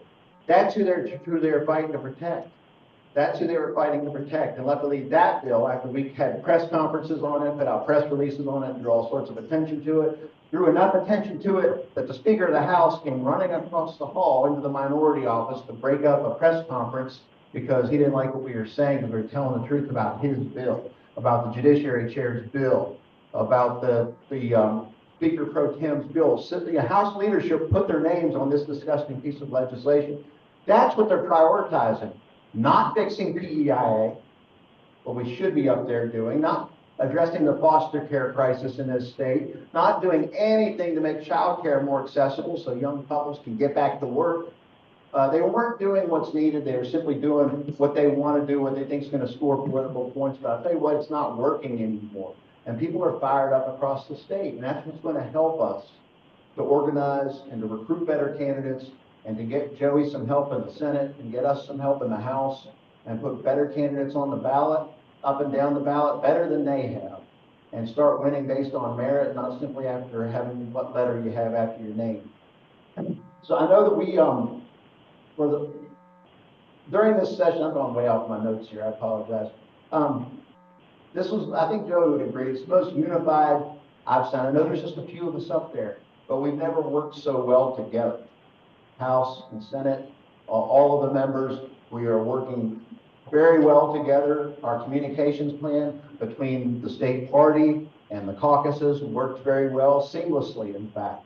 And we were able to work with our colleagues up there to get the message out. And the message is getting out. Joey brought up just a simple, making these TikTok and Facebook videos that we've had every member doing, just about every member doing it. It started with Kayla Young. All of a sudden, she became like a social media rock star. Like, she's getting the message out. So we all learned from her. We took lessons from her on how to do that. Everybody has, the cool part is everybody has their own style in doing this. I'm definitely not going to sit there and do a video while I put makeup on. That's not going to work for me. I could. I don't think it's going to work for me. That's not going to work for me. That would work for Kayla. That doesn't work for me. Mine's different. Mine's just, I try to involve humor and music in mine. Joey has great with John Williams, involves, juggling soccer balls and stuff like that in his. We're doing, but they're getting out there. People are watching these videos and they're having that desired effect of we are getting the message out, and it doesn't cost us anything too. We're getting the message out. And people are seeing these videos, and it's influencing people, and it's also, also making it seem like what we're doing is pretty fun as well. And maybe some folks like to put their name on the ballot and come up there and join us. And that leads into recruitment. We have a commitment from the House caucus and from Senate caucus to step up the recruitment efforts. There are talks now about a state Democratic tour, and I've talked. The Armentrouts briefly about that as well. You're planning an event up in Paw Paw, but in Kaiser. Yeah, a possible event in Kaiser. We can work with the caucuses to possibly, help host that event. Because we're talking about getting out there, even into the red districts, because that's where we need to recruit. And getting our members out there, because we know our congressional delegation's not going to show up. Our governor's not going to show up. Senator Capito, Justice, Riley Moore's not going to show up there. He's too busy posing for selfies in front of prisoners in El Salvador. He's not going to show up in Kaiser. We'll show up. We'll show up, and we'll work with you to get members into your district and use that as a recruitment tool as well. Of course, we need help from our county committees in planning these events. We need help from our executive committee members here in planning these events. Let's skip around a little bit. I won't get to get up all the time here.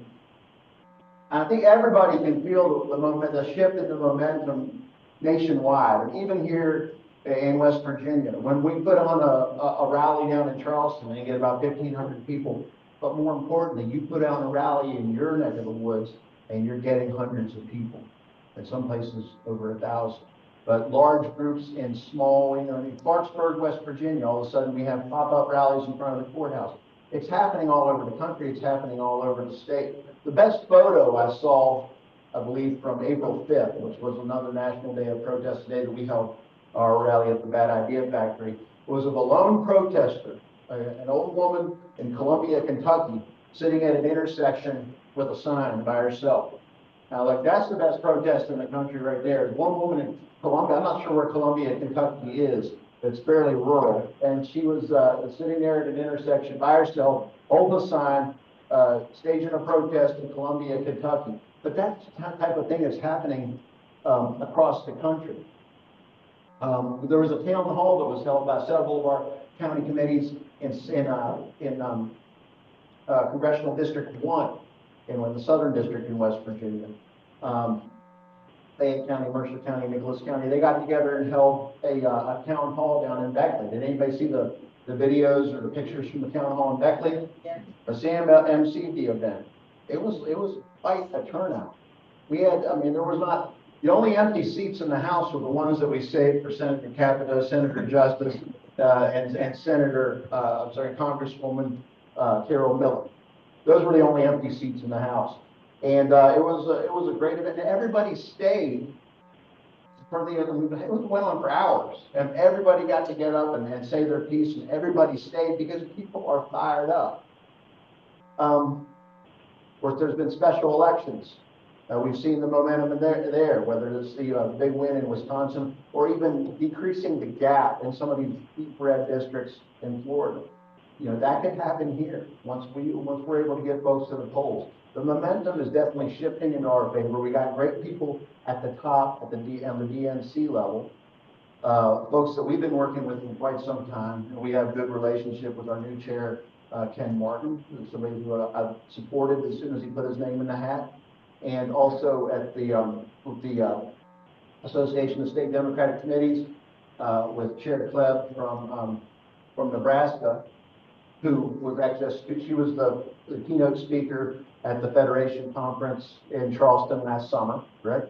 And so she's already familiar with West Virginia, and we work very well with her. In fact, this is good news for everybody here, but late last night I got an email where I was just appointed to the Rules and Bylaws Committee for the ASDC. So that's good. That's good for us. And so we're able to work well with the leadership at the DNC and the ASDC. I'm going to skip around here. Really, I would say that, like, we know that the momentum is shifting because of the atrocities of the Trump administration and his clones that he has in red states like Patrick Morrissey and the leadership in the House and Senate here. And people have had enough. And we're seeing at these rallies, we're seeing independents show up. We're seeing Republicans show up. We recently were contacted by a gentleman in southern West Virginia who he switched from Republican to Democrat and then went and pre-filed to run for House of Delegates. People are fired up. And they want to be on the right side of the history. And I can say there's nobody that I'd rather be here on the right side of history with than the folks in this room and the folks on Zoom. And it's time to start working together, get names on the ballot, every single spot on the ballot filled. If there is a way, we got to have people there to ride it. But it's coming. It is coming. The momentum is changing even here in West Virginia, and we've got to be ready for it. So with that, I will entertain any questions. I have a question. One thing that you or Senator Garcia could touch on, the realignment. Oh, sorry. Just a general question for Joey Garcia or yourself. The one bill that did get signed by the governor that now will align municipal elections with the regular election cycle. You know, historically, Republicans and third-party candidates were very successful in those type of elections because they could bring you know, to a small city like Mullins, we don't have like Democrat Republicans. We have Citizens and People's Party. So it really wasn't based on whether you were a Democrat or Republican. Now, is that going to have a negative impact on Democrats and smaller party candidates getting elected versus the Republicans? I think it's a power grab by Republicans. It's you know, I don't know. That's a bill that I understand both sides of it. It does save money. And I can tell you this, once Charleston used to have odd year elections, and once Charleston moved so I know Charleston's different from the rest of the state, but once we moved our election to coincide with the midterms, we have, you know, a Democratic mayor. We have a huge majority of Democrats on city council. I think in certain areas, it does help because unfortunately people aren't showing up for these off-year elections nearly as much as they do if they're during the midterm or presidential year. So it's a hard one to argue against, say, hey, we'd rather do it in times when most people are voting. We want more people to vote. We want more participation. But I think in our more heavily populated areas, I think so it's been a help to us. Now in areas, and I brought this up too, most of our municipalities are nonpartisan, have nonpartisan elections. Even Morgantown has nonpartisan elections. It's just going to be moving it up to the primary. And it says that the cities can decide whether or not they want to have it during the primary or the general. I see most of them moving it up to the midterm primary, for it to coincide. But, I will say this though, because, Senator Garcia and myself were the only two Democrats to actually get bills across the finish line with our names as a lead sponsor. And I will give credit to, Senator Garcia for passing a bill that overturns Daniel Hall's law, which came up at the beginning of the session when they were trying to replace Delegate DeSoto over in Berkeley County. And we're saying, wait a second, you've got to be the same party as the person that just resigned. Well, I call it a victory when we change a bad law. And that's what we got out of that. By drawing attention to it, they're like, you know what, that law doesn't make any sense. And Joey was the lead sponsor of it. So, well, the noise that we created over them not following the law to make an appointment, well, they changed the law. So I'll give credit to Senator Garcia for changing a bad law. And now the filling of vacancies will reflect the will of the people and not the will of the candidate who flips back and forth between parties. So thank you very much, Senator Garcia, for that. Oh, Could you please explain something? Charlie Strice from Hampshire County. Currently, I'm hearing things go by about women having to do all kinds of things to be able to vote. That's a national issue, isn't it? And isn't that, the question final isn't that more of a state issue? I get the question, but it's about a bill that's moving through Congress. Are you familiar with it? You want to address it? The SAFE Act. It's about the SAFE Act. I think there's a lot of misinformation on both sides about that bill. But Pam, you want to address it? I know much more about it than you, Mike. Pam Van Horn, West Virginia Federation of Democratic Women. I think it is moving nationally, but I'm not sure. Barb, you may even know better than me, but I'm not sure it's actually passed yet. Did it pass the House of Representatives? And it's stuck in the Senate. And women would have to show, a birth certificate or something that showed their maiden name at their birth. And so a lot of women change their names when they get married, obviously. So they'd have to go back and it's expensive to get a new birth certificate or whatever to be able to do that, or a new Social Security card or something. So hopefully the Democratic Senate will have a better idea. But the question is, isn't that a state issue? Yeah, elections are generally a state issue, but they can have four national elections. They can look. I don't think that bill is going to get 10 Democrats or however many they need on board, and I guess it's no longer 10. They're not going to get 60 votes in the Senate. But you're right, it is an issue. And in fact, that this is what they're focusing on, things to make it harder for people to vote. That shows the misplaced priorities of Republicans. Well, I'm trying to be educated, but because, like I said before, that's not a federal issue. Don't the states decide? Well, I mean, you have the Voting Rights Act. You do have federal legislation in regards to voting. Some of it over the years have been very good. Unfortunately, the ones that they haven't been able to pass, like the John Lewis Act or the other updates to the Voting Rights Act that they haven't been able to pass. But yeah, they are allowed to address those types of election issues on a federal level. But that one in particular, and I've seen a lot of the social media stuff about them saying that women would have to use the name at birth or whatever it was that they're trying to do. I don't see it getting through, but it's something we should be alarmed about, that it's even a priority. Yeah. So, Barb.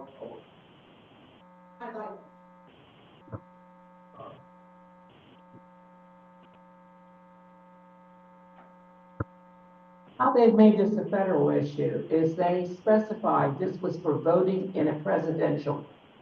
That's how they specifically impacted that and got it through the House. It has not even been scheduled.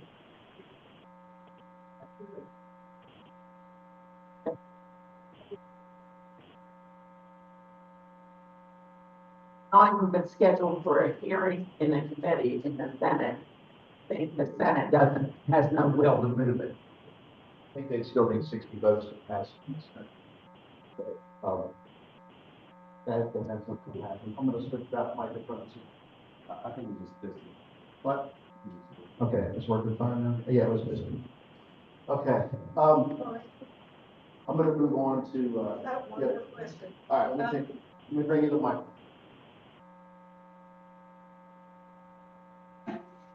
Christy Cardwell, Wyoming County. I want you to tell us a little bit about what's gonna happen with PEI and the special session. Well, I wish I knew. I mean, I get the same information that you're getting. Unfortunately, even as a member of the legislature, we hear, this governor largely does things for show, like the last governor. He's a lot different from the last governor, but still a lot of similarities, unfortunately. And he's saying he's going to call a special session. We have no idea when that's going to happen to address PEIA. That should be an insult to every single West Virginian that we're going to now have to pay extra on our dime to bring the legislature in to do something that should have been a priority during the 60-day session to address PEIA and you just said education. I don't know what that means. That should mean a pay raise for teachers, but I wouldn't count on it with this governor.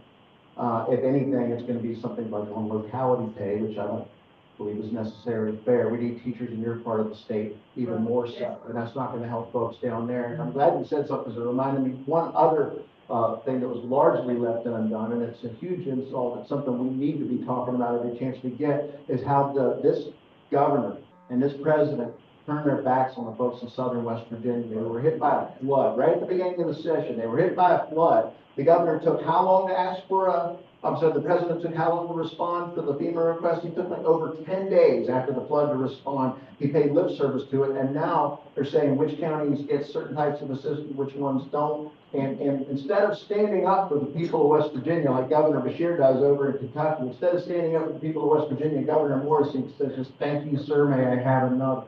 When he said, we're not going to help you in southern West Virginia. Well, thanks for the effort. We don't need platitudes right now. They need money and help in southern West Virginia. In McDowell County, they are still digging out down there. Parts of Wyoming County, parts of Mercer County, they are still digging out down there. And it had something like this happen under the previous administration, they would have been screaming holy hell about it. In fact, after in North Carolina, when the Biden administration was actually helping people, and FEMA was actually helping people, they were making up stories about how they were only getting $700 a piece.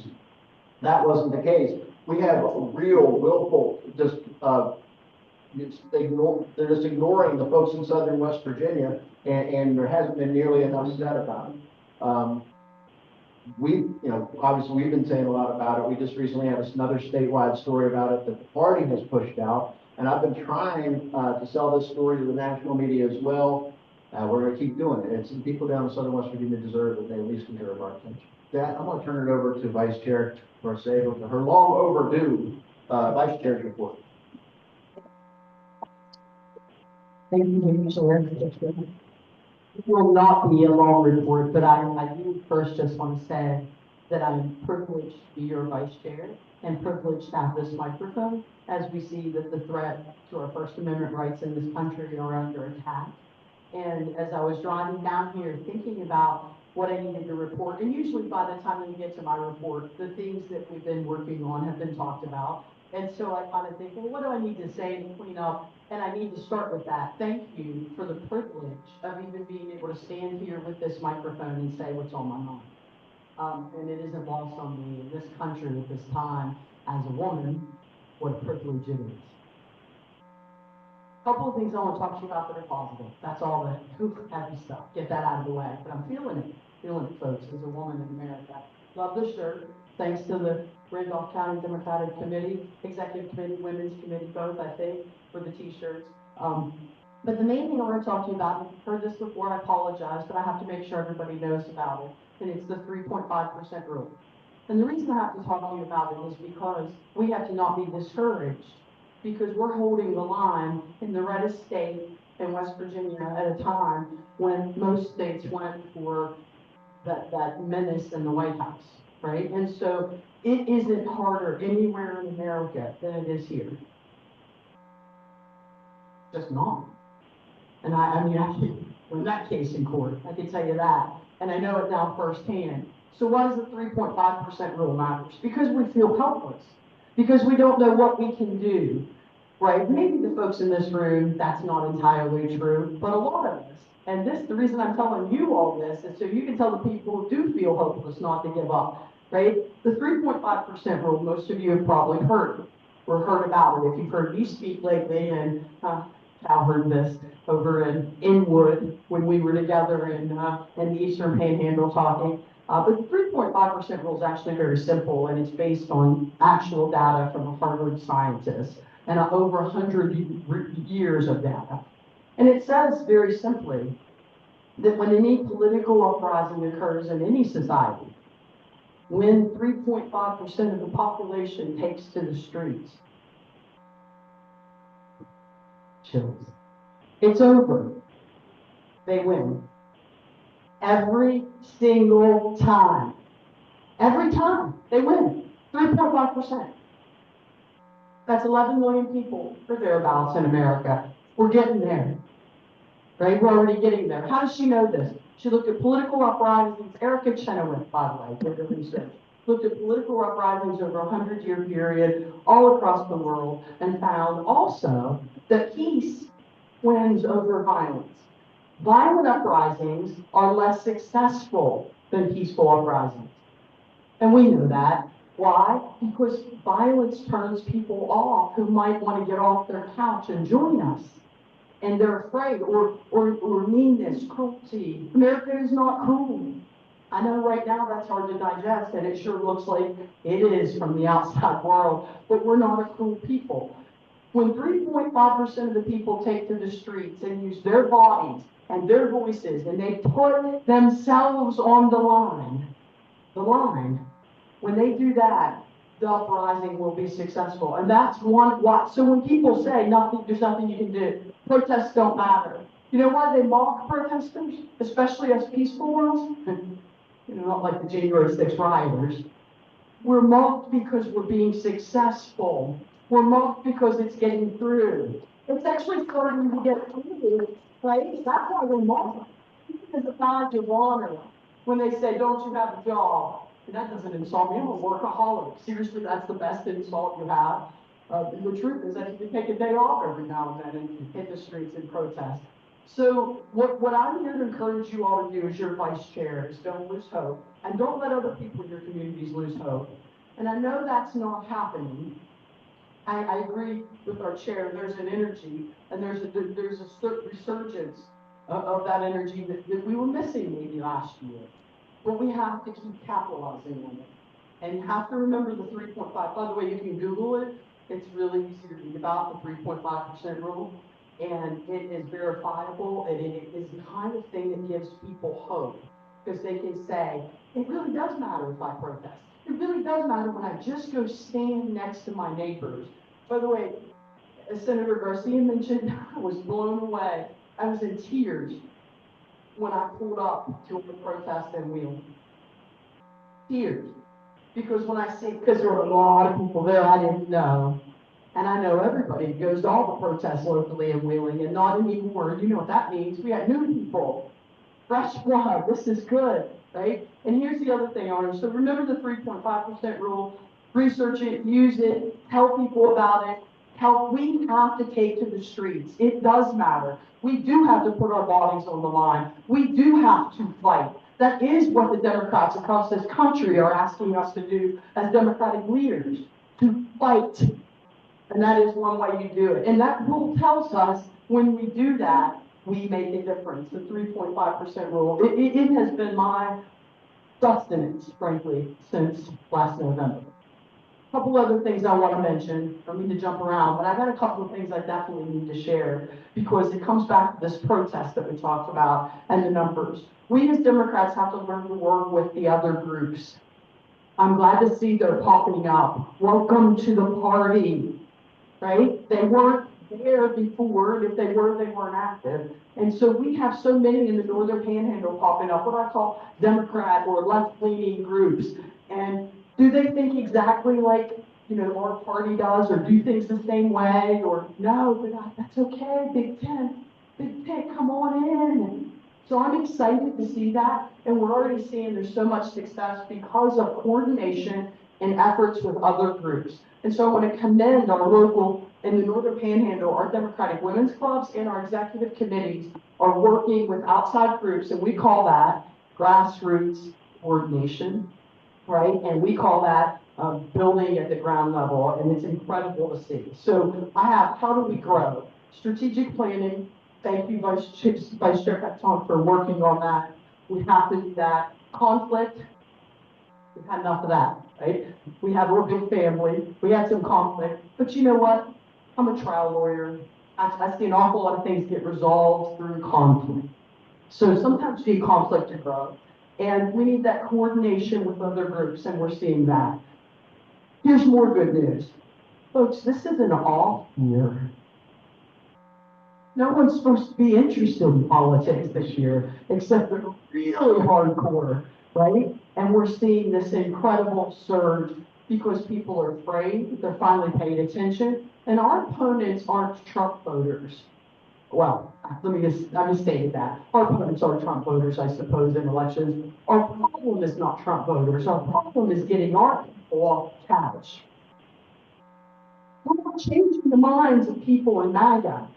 I'm not even trying. I want to convince the people that generally already agree with us or that are reasonable and don't want what's happening. I want them off the couch. Something like over 1 million fewer voters for Kamala versus Joe Biden, in the election. That over 1 million voters stayed home, just didn't vote. And don't even hold me to that number because it feels like it could be even higher. Substantial number of voters didn't vote. So what we can do when we show up, by the way, when that one woman shows up on the protest line, you inspire other people. We've all talked about that. Another reason why it's so important to show up. So the last thing that I want to talk about, how much social media matters. What a great job the West Virginia Federation of Democratic Women are doing with social media. What a great job our legislators did all session. I've never seen anything like it in my time being actively involved in politics. We have to keep doing that because the content matters. So I just met one of our new members, Lee, right? Her name is Clara, but you'll see that on Facebook. Lee from Lewisburg, and she said, I love everything you're doing on social media. Sorry, Lewis County, thank you, I misspoke, yes. Lewis, a big difference, yeah, so, sorry? That's right. So, that's the idea, right? Those connections were real, and we had it before we met in person. And when we meet in person, it's even stronger. So I want to ask everybody to remember that, even as you grow tired, and maybe think, is anybody out there? Is anybody listening? They are. People are listening. And I think the final point that I want to share that struck me, if I could take a moment of personal grace and share something with you. When I was young, I was very poor. I grew up on a farm in a rural West Virginia county in the Northern Panhandle, and my family didn't have a lot of money. That's simple. So I know what it means to be poor. I'll get into that in a second why I'm telling you that. Very poor. And in that point in my life, I learned an awful lot of how to be resilient and resourceful and to survive in lots of different ways, not all bad ways. I don't mean to, and I don't say it for sympathy. A lot of it was very, very good because I learned how to take care of myself, how to survive bad situations. This is where I learned how to be a trial lawyer, how to fight for other people who were disadvantaged and downtrodden and on the edge of society, ready to fall off. And I feel like as Democrats, in West Virginia, that's a little bit where we are, right? And we're building our muscle, like when I was poor and I was learning how to not be, right? And so it's been a tough time in West Virginia. And when you're poor, you build resilience. When you don't have resources, you build resilience. And when I look around the party statewide, and I have been traveling, going to speaking opportunities, going to events, talking to all of you, when I look around, everything I see, that resilience is there and the growth is there from that. We are, in fact, building. I'm sitting there, I'm like, I had to stop my head for a minute because I'm like shaking my head and agreeing with everything that's being said. I'm excited to see it. I remember when I came here and spoke at the Cup House a couple of years ago, how far we've come in this short time here in Elkins, here in Randolph County. So what I wanted to share with you is a message of hope and to simply say thank you, because you all, and the work that you keep doing, showing up and seeing you here, how many people are here, and look at this room, in an off year, in the reddest state in the country, where it's as hard as it can possibly be to hold the line. Does anyone doubt that they're in the right room right now?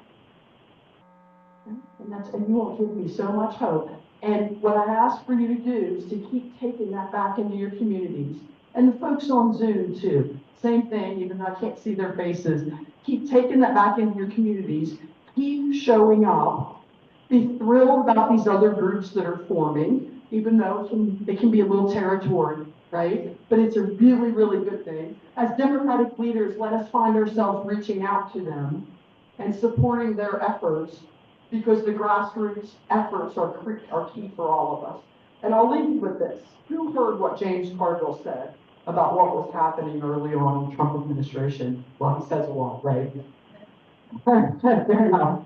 Good question. He said, Democrats, just let the ball come to you. Remember? You maybe heard that. More complicated than that in West Virginia, right? For sure. But I will say this.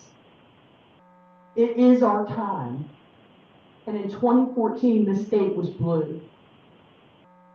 And this is what we need as an organizing tool, what's happening nationally, because what hurt West Virginia Democrats was what was happening nationally. And how many people in your campaign, how did you hear about national Democrats? That's all you heard. You didn't hear about that. That's all I heard when I was running for Attorney General. Nancy Pelosi. I don't like her. What don't you like? They didn't know. They didn't like her. You know, and so it's, so when it's happening, when the National Democrats are having the energy that we have the opportunity that we have, when people are listening, they're looking for us to fight. Let's show them who we're made of. I think that's what he meant when he said Democrats let the ball come to you. I don't think he meant be lazy or complacent. He came across a little that way. But what he means is that we have to take this opportunity, because this is our opportunity to not just to rise up against the current administration, which we're doing, and I'm going to keep doing as loudly as I possibly can, but to show people what we stand for, which is really, I mean, if I could sum up in one thing what Democrats are, we are the party of working people and families, and everything that encompasses. So don't give up. You all inspired me. I'm going to keep fighting out there, and I'll leave you with two quick events because it's the privilege of the microphone.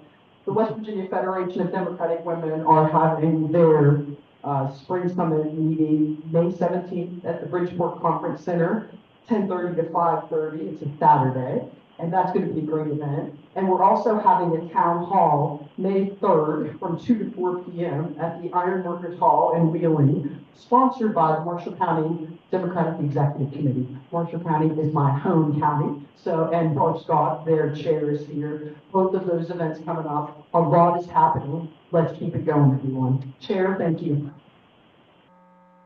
And I'm scared, something like this, thank you. Thank you. I want to focus on responding to some comments that were made and filling gaps. We've been here for a while, so I appreciate the need for succinct comments. Okay, we're about to hear from the Treasury report, very important thing. I could not update people or speak with this group without reminding us about our fundraising challenge, what I've talked about many times with you all, and it came up earlier today, what I call the installment plan. Please, when you talk, and Barb was talking, I think about, we need the resources at the county level. I'd like to encourage our county committees and to do the same thing I've encouraged the state committee to do, which is the installment plan, which is to ask every one of your county committee members, just like we ask every state member, to either give or raise a monthly sum. I'm going to ask again today, for all the state executive committee members, we really need you, especially in these off-year elections, or off years, but we really need you to give or raise $100 per month. That means 5 friends giving $20 a month, And I think you figure it out for your county committees, but I think the ask for the county committee should be $20 a month for each county committee member, so that, you can have a consistent budget to work around. So please talk about the installment plan. Think about when you hear the treasurer's report, if we raise $100 a month from each of the 100 members of this committee, that's almost $180,000 a year. That's enough to sustain our state party. It's enough to, so please think about the installment plan. And somebody, Barb was talking about resources for recruiting candidates. Use the installment plan, challenge your committee members, and please do it yourselves. I try to do that, either give it or raise it, the equivalent of $100 a month to the state executive committee. So the other thing I want to say on the strategic planning process, I feel like I gave a short script. I spoke so briefly earlier. I want to acknowledge, I meant to say, the chair's guide has also been important. What McClintock has worked on gave us a lot of input that is in that spreadsheet. Please use the spreadsheet as just like a checklist. Give it to your county committees. Share it with your county committees. So when they meet, they say, okay, it's year 2, quarter 3. Let's be sure that we're doing at least this stuff this quarter. It's just a handy guide. And we've got a lot more thinking. There's many papers and many good guidebooks and a lot of stuff that goes behind this, but this is kind of just like a game plan. Check in with this as the year goes by. Give it to your county chairs. And they often ask our state executive committee members, what should we be doing this month when we meet? What should we discuss? We'll just consult this spreadsheet and say, okay, we're in this phase to make sure we're doing these things, you know, and then maybe look ahead and say, in the next quarter, we should be planning ahead to do what's on here for the next quarter. So it's just a game plan. Think of it that way. And as you're editing it over the coming months, please think of it that way. In response to another question that was raised here, I want to comment. Floyd asked, you know, what's the broader vision about the party? I'm not going to try to answer that question exactly, but to say so much has been written about that, Floyd, and a lot of the thoughts that have gone into our strategic plan are based on dissertations, policy papers, all kinds of political science that we've all been reading and thinking about for the last few years, and that underpins this strategic plan. And the last thing that I want to say in response to your question, I think it's on everybody's mind. What the strategic planning process is telling us to do is to gather routinely at a regional level to talk about what we've done and where we're going. And specifically, you know, in the strategic plan, it calls on us to do a local strategic planning session. I've been talking for, we have many folks, got 17 Senate districts around the state. Joey and Ariana exemplified this. They did a cross-district planning meeting. When we may not have resources to have a complex strategic planning process in every single county. Some people, Rich and Rob was saying, we don't even have active committees in some places. Well, you know, that's true, we're doing better on that, but we do have the capacity across the state to gather in 17 different places. We've got enough activity across our Senate districts to have one good strategic planning session once every year or two in 17 places. And those Senate districts are really meaningful because they reflect our population flows and our labor markets and all kinds of things. But to your question, Floyd, when we what we focus on when we gather for these strategic planning sessions is, for instance, great achievements of the Biden administration through the infrastructure bill, you know, for the next decade. In every one of these 17 Senate districts, when we gather to talk about strategic planning, we will be able to highlight infrastructure projects that are being built and funded because of Democratic dollars coming into West Virginia because of that infrastructure bill. And those dollars are baked into the cake for the next decade. And when we gather, when we do our strategic planning, we're going to talk about how we are not the party of NAFTA anymore. We're the party of rebuilding bridges and broadband and everything else in our 2 or 3 counties that are our Senate district. So we're going to be able to focus very specifically on what Democratic dollars are currently doing for our people. And we have to do that at a local level because all this thinking and analysis about how Democrats rebuild tells us that what we have to rebuild is trust with our people. And this strategic planning process focuses us on a regional level, so we can talk specifically about very tangible outcomes that Democrats have delivered that should generate trust with our people again in our communities. The same people whose trust we broke through NAFTA, through privatizing workers' compensation, which absolutely decimated the lives of thousands of West Virginians, we got to rebuild that trust. And I hope that as you look at this strategic planning process, it answers your question, Floyd, which we have to answer, because it focuses us on rebuilding trust in a way that we have the resources to do at a very small level, regionally across the state. We can gather, we can build this process back and rebuild trust. So that's kind of more of I'm glad you asked that question, because that's sort of more of the thinking that goes behind the strategic operating plan. And Lord willing, we follow this plan, we rebuild trust, we will begin to succeed in recruiting candidates, winning elections with them. So that just wanted to fill those gaps in, sort of embellish what we said before, and look forward to the treasury report. Thank you. Thank you, Stan. And then we're going to the treasurer's report. Our relatively newly elected treasurer, John Doyle, the Honorable John Doyle. Thank you, Mr. Chairman. Yes, I'm new at this. So, let me put my 3.25 reading glasses on. Even though this is written in pretty large print. We began the year, the quarter, 1st of January, with $50,331. And I'll go down for each of the months. January, we had expenses of $14,382, revenue of $18,214. Now, this is in the federal account.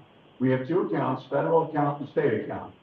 And there are different rules about how each is to be spent. But incidentally, I'll just go to the state account has $51,485.95. No expenditures or revenue year to date. That's the account that pretty much stays static. Almost all the activity is in the federal account. So in January, expenses were $14,382, revenue $18,214. So we had a net gain of $3,832. Now, each of the remaining months, it was the reverse. Expenses in February were $32,444, revenue only $21,144, net loss of $11,300. March, expenses of $21,610, revenue of $16,835, which means a net loss of $47,75. And in April, the expenses were $18,837, revenue of $17,369, up a little bit, so a net loss of only $14,068. We end up with $35,764 at the moment. And unfortunately, and again, this is my fault, it will not happen again. There's a discrepancy there of $756 that I can't figure out what it is, but I will. So again, it's my fault, but I do ask your indulgence because this is the first time I've done this. So anyway, if anybody has any questions. No? Thank you, Mr. President. Treasurer, now call on our Executive Director, Ryan Frankenberry, to give the Executive Director's report. And do it from his chair. Yeah, I'm going to try to quickly turn the video so that folks on YouTube can see.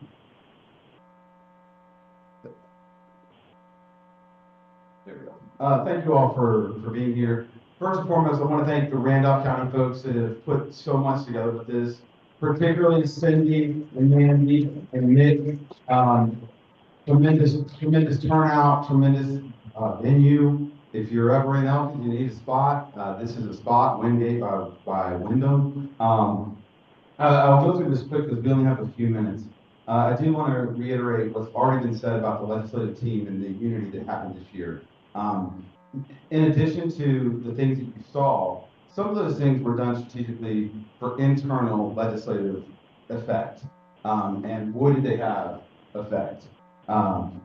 Moving on to the discussion that Vice Chair Petson brought up about our county committees. I did an update in February where I discussed the Braxton County Committee that was reorganizing. Let me tell you, they are going. They are full. They are hosting rallies. And I want to highlight one member in particular, Marty Wine, who staged a protest when Shelley Capito showed up at the Braxton County Middle School, okay? And it attracted quite a bit of attention, including the sheriff's department coming by twice. The first time they came by, and these sheriff's deputies had been students of Marty's, by the way, they were great. They were like, you're fine, you're spending your First Amendment right? Then they got a call from somebody, and they had to come back and had a more confrontational thing. It was completely, peaceful and whatnot, but they were asked to leave. They were removed from the corner of the property. But Marty didn't let it go. She went to the Board of Education, her former employee, that everybody knew her, and she spoke up about her First Amendment rights being violated by the school system.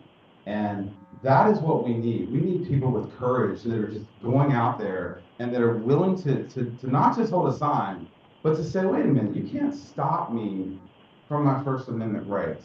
So I just wanted to give a shout out for that. I also want to give a shout out. It's ironic that we just elected Sean Young to the Senate District 11 male position from Upshur County, because we also have a great organizing effort. And again, thanks to Mandy and thanks to Pam Klein, and I'm sure I'm missing plenty of others that are working on it. But and there's a Democratic Women's Club that is putting this together as well. We are going to be reorganizing the Upshur County Democratic Executive Committee this month. So it's happening everywhere. And I wanted to talk about, I had the 50-51 and the indivisible movements, and Teresa, Vice Chair Torzeva, couldn't have said it better. We have to be working with everybody. We have to be unified. And one thing that I've learned in my time in this world is there is space for everybody. There is space for people to do every kind of actions. And I was having a conversation, and I'm just going to say I had a conversation with Chair Carlson about these as well. And one thing that came to me was an analogy that what we're experiencing right now, and as Vice Chair Teresa said, this is an off year, right? And like people were pissed. This is wave energy, and that's what we're experiencing, right? And we have three options. Imagine we're at the beach and we see the waves. We have three options right now. We can sit on our chair and watch it, or we can go jump in the ocean, right? Maybe throw a ball, have some fun, let the waves splash us around, but we're having some fun. Or we can figure out a way to harness the energy of the wave, right? We can boogie board, we can surf, we can do, lots of things out there. That's a decision that each one of us has to make, and I hope you make the decision to do number 2 and 3, right? So my point to that is these decentralized rallies and organizations that are popping up everywhere are a good thing for democracy.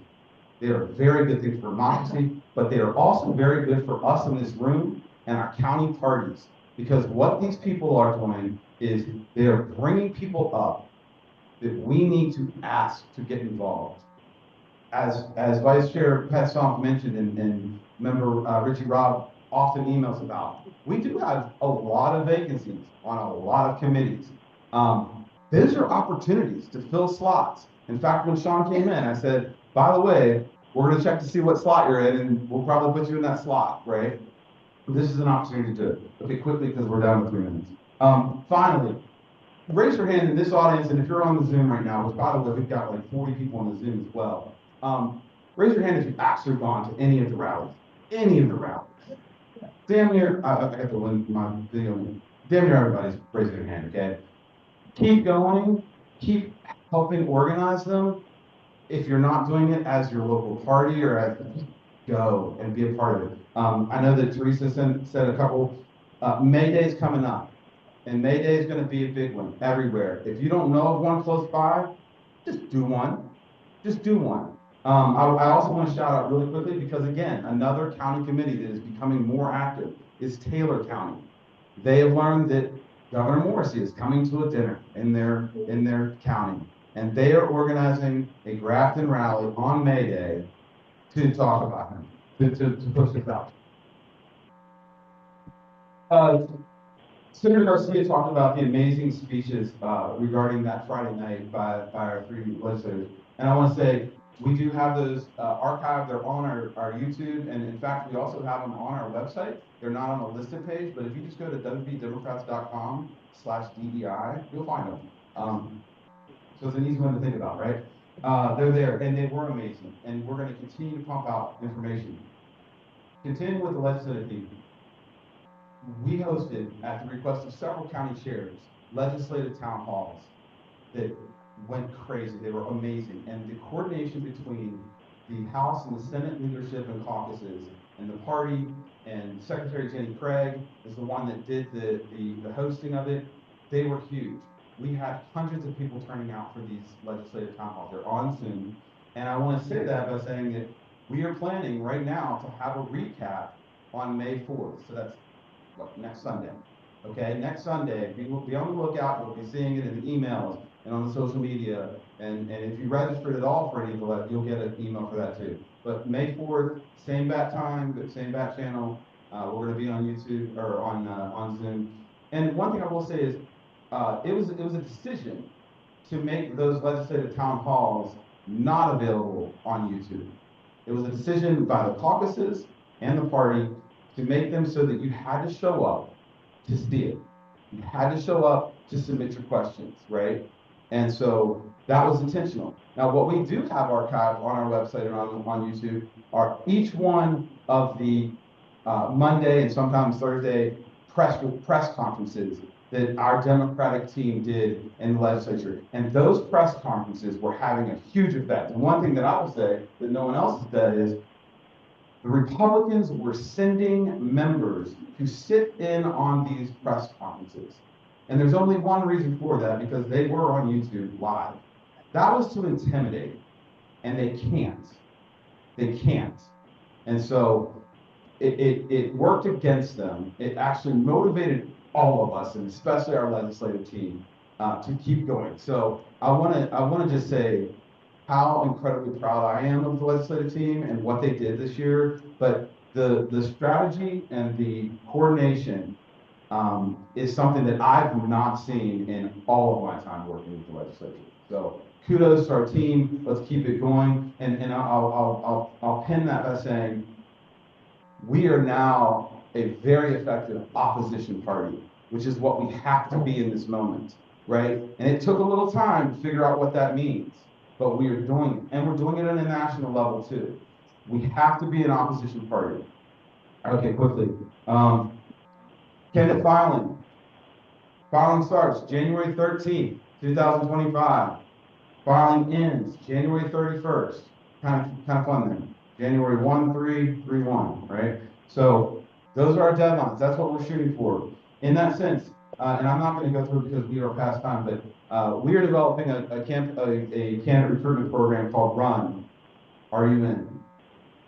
Run. Are you in? And it's going to have, there's going to be core messaging and themes, but the concept is to turn Run into a rallying cry, a challenge, and a movement. The goal is to inspire everyday people, teachers, veterans, nurses, workers, parents, to see themselves as potential leaders and take the first step. I know that every single person in here has heard somebody gripe about their ballot being empty. If you haven't, put your hand up. Right. No one, right? It's up to us that when we hear people say things like that, well, are you in? Do you want to run? And what we're going to do is, aside from like a lot of social media messaging and things like that, visual branding, a website hub for this, again, our legislative team is doing more to personally recruit through all of their social media than we've ever had. So more on that is going to be coming out. Regarding the DNC funds, it is thrilling and a historic investment. However, we do have to manage expectations. Those funds are not coming to parties until at least October, okay? There's still a lot of legal agreements that have to be signed. things like that. So those funds are coming in. To address, Chair Scott's question about money coming down to the county parties, one thing that has been intentionally done is to build up as much as we can in that state account that Treasurer Doyle mentioned. And there is a plan being developed to not only support counties with that state fund, because that state money is what can go to counties. It's within the campaign finance reporting system of the Secretary of State. The federal money is at the federal level. There are ways to transfer and we do that, but our goal is to build up a war chest that we can then help our counties and help our candidates with. Just a side note, we're talking about the flooding. I had the fortunate ability to put Scott McFarland of CBS News in touch with several folks in McDowell County. And so be watching for even more national coverage. And we think it's really important that we continue to hammer on this, because not only did Patrick Morrissey not do his job, right? But now they're pulling FEMA. And on a personal note, I work for FEMA. I've done the flood recovery. And it is insulting to see that they're going to pull emergency funding for our state. We are so dependent on them. Another quick thing about the December, sorry, I'm going backward, the DNC funds, and to Vice Chair Petzone's a pleasure, I think he'll be excited to learn, they are also putting in a SWOT analysis with support funding for every state party and territory. And it's going to happen every 4 years. And that way we can start to build on that, on a planned SWOT analysis. And that will involve not only our state committee, but our county committees and other organizations. Additionally, the training department has been moved from the ASDC, which is the Association of State Democratic Committees, which is what our state and all states are part of the DNC. They've moved it from the ASDC to the DNC. And this was at the direction of Chair Martin, who, if you know anything about his background, he is a Paul Wellstone person. And Paul Wellstone, if you're not familiar with it, if you're watching on YouTube, please Google him. Paul Wellstone was a senator from Minnesota, and Paul Wellstone essentially developed an organizing criteria and training that was the best. And the Wellstone Center has been around since then, and since Senator Wellstone's unfortunate death in an airplane accident. But now it's been diluted to the point that it's a lot of different C3s and C4s, but we haven't been doing it in the party. And we're getting back to that. So I'm excited to have the DNC training under the DNC. To that point, there are going to be 6 boot camps every 2-year cycle. Each boot camp with a cost of at least $125,000 to get us engaged, get training for members, for candidates, things like that. When we talk back to Treasurer Doyle's report, we did have our audit committee. I did want to make sure that we mentioned that. We are back on schedule to have our audit committee, so I appreciate everyone that came out and the attendance was good. And we had a great, we ended up having a 2-hour conversation. And one of those things is I'm developing a Looker Studio, which is a Google product that essentially will visualize the finances in a very detailed way. You know, again, all of our reports are available on our website. You can quickly link to them. The Looker Studio is going to be for our committee members to be able to see graphically and change, different dials. And you can say, how were we last year to this year? How, things like that. So that is in development. It's just not yet ready to launch. And finally, 2 last things. Events. As you're seeing these events, right? Whether you're local party or just a 50-51 or an indivisible or Margaret sitting on the side of the road, right? If it's an event that you want people to, please send them to us. Go to our page, WestVirginiaDemocrats.com, WVDemocrats.com/events. There's an email, drop it to us. Really appreciate people that are sending them. If you don't want to go through that route, make a Facebook event. Click us on there, make sure that we're seeing it, because then we can easily add it to our calendar. It's a very simple process. So that's the last one. And finally, I want to thank everyone who is here, either virtually or in this room. This room at 12 o'clock was empty, and I was a little bit worried. And now it is completely full, and our Zoom is completely full. And I want to give you a little bit of context. In our June meeting, our June meeting following the state convention, which we had hundreds of Democrats come out for. And we paid for lunch to keep you all there. We had 43 members in attendance, not counting proxies. This is real people attending. At our December meeting in Charleston, we had 40 members appear, not counting proxies. At our February virtual only meeting, we had 47 members, not counting proxies. And today, right now, we have 56 people that are either on the Zoom participating actively or here in this room participating actively, again, not counting proxies. That is the kind of participation that is required right now. Required. We have to be organizing. And this is how we do it. We show up. The next meeting is already on the schedule. It's a Zoom meeting. It's June 28th. You'll be getting a notification about that. Our next in-person meeting is already tentatively scheduled. It could change only if a major person's schedule or something made us change it. But right now it's for 10-4, good buddy. October 4th, 10-4. So you now know the rest of the year is already scheduled out, June 28th, 10-4, right? And we're gonna already have 26 scheduled out by June. So that everyone is aware. With that, I'll turn it back over to Sheriff. Thank you, Executive Director Frankenberry. You said the next meeting is June 28th, correct? On Zoom, in person, most likely October 4th. That's going to be organized around the Roosevelt Kennedy Dinner in Charleston, and we're working on our speaker for that, so that's the only thing that could change it.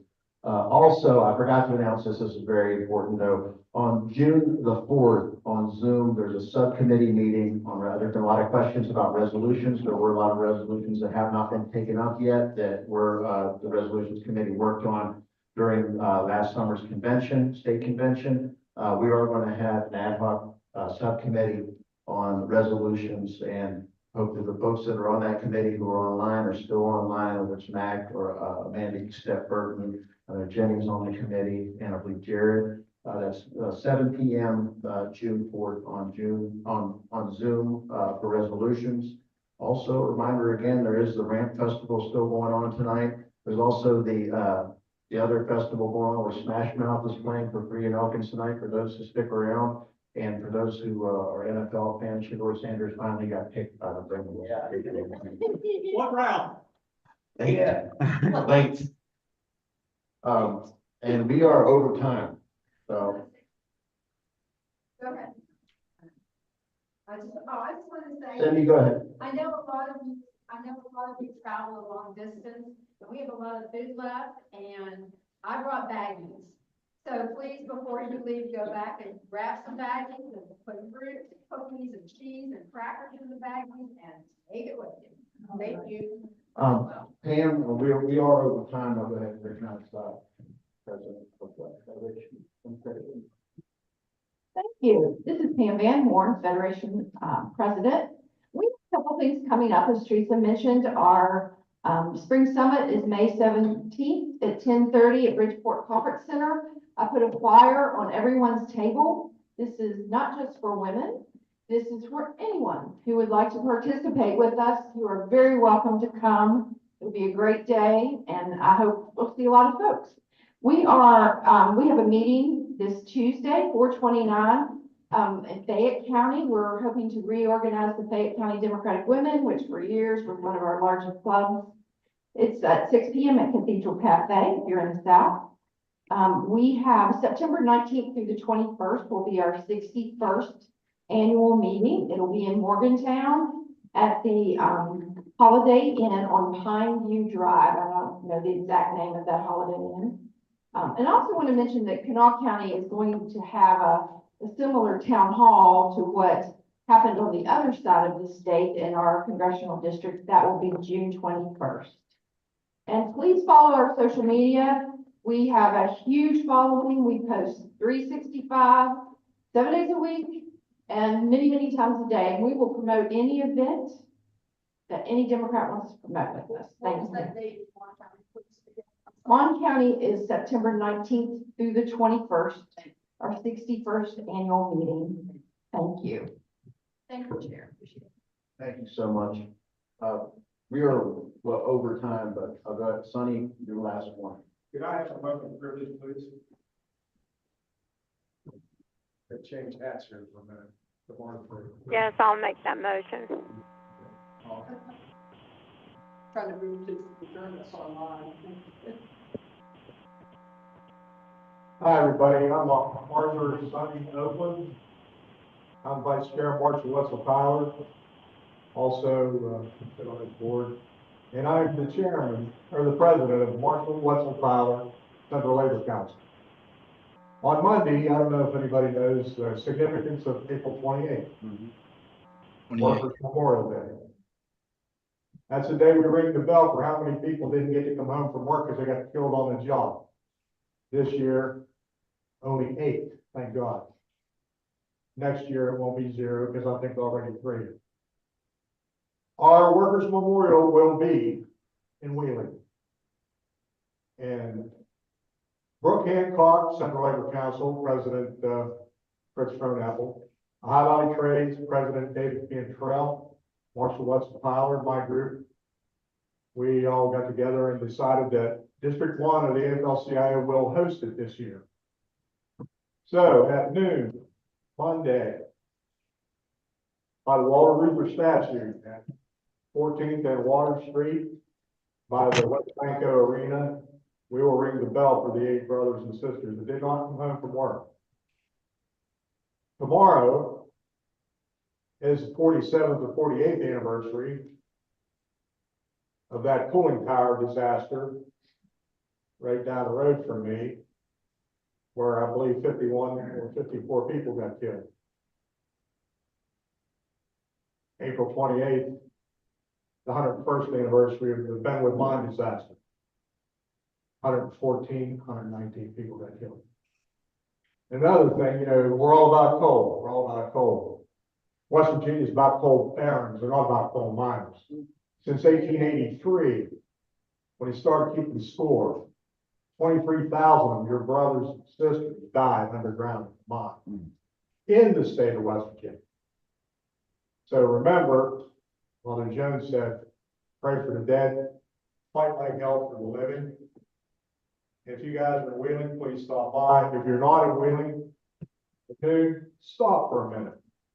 Think about those poor people all over the country that didn't come home from work to their family. Thank you.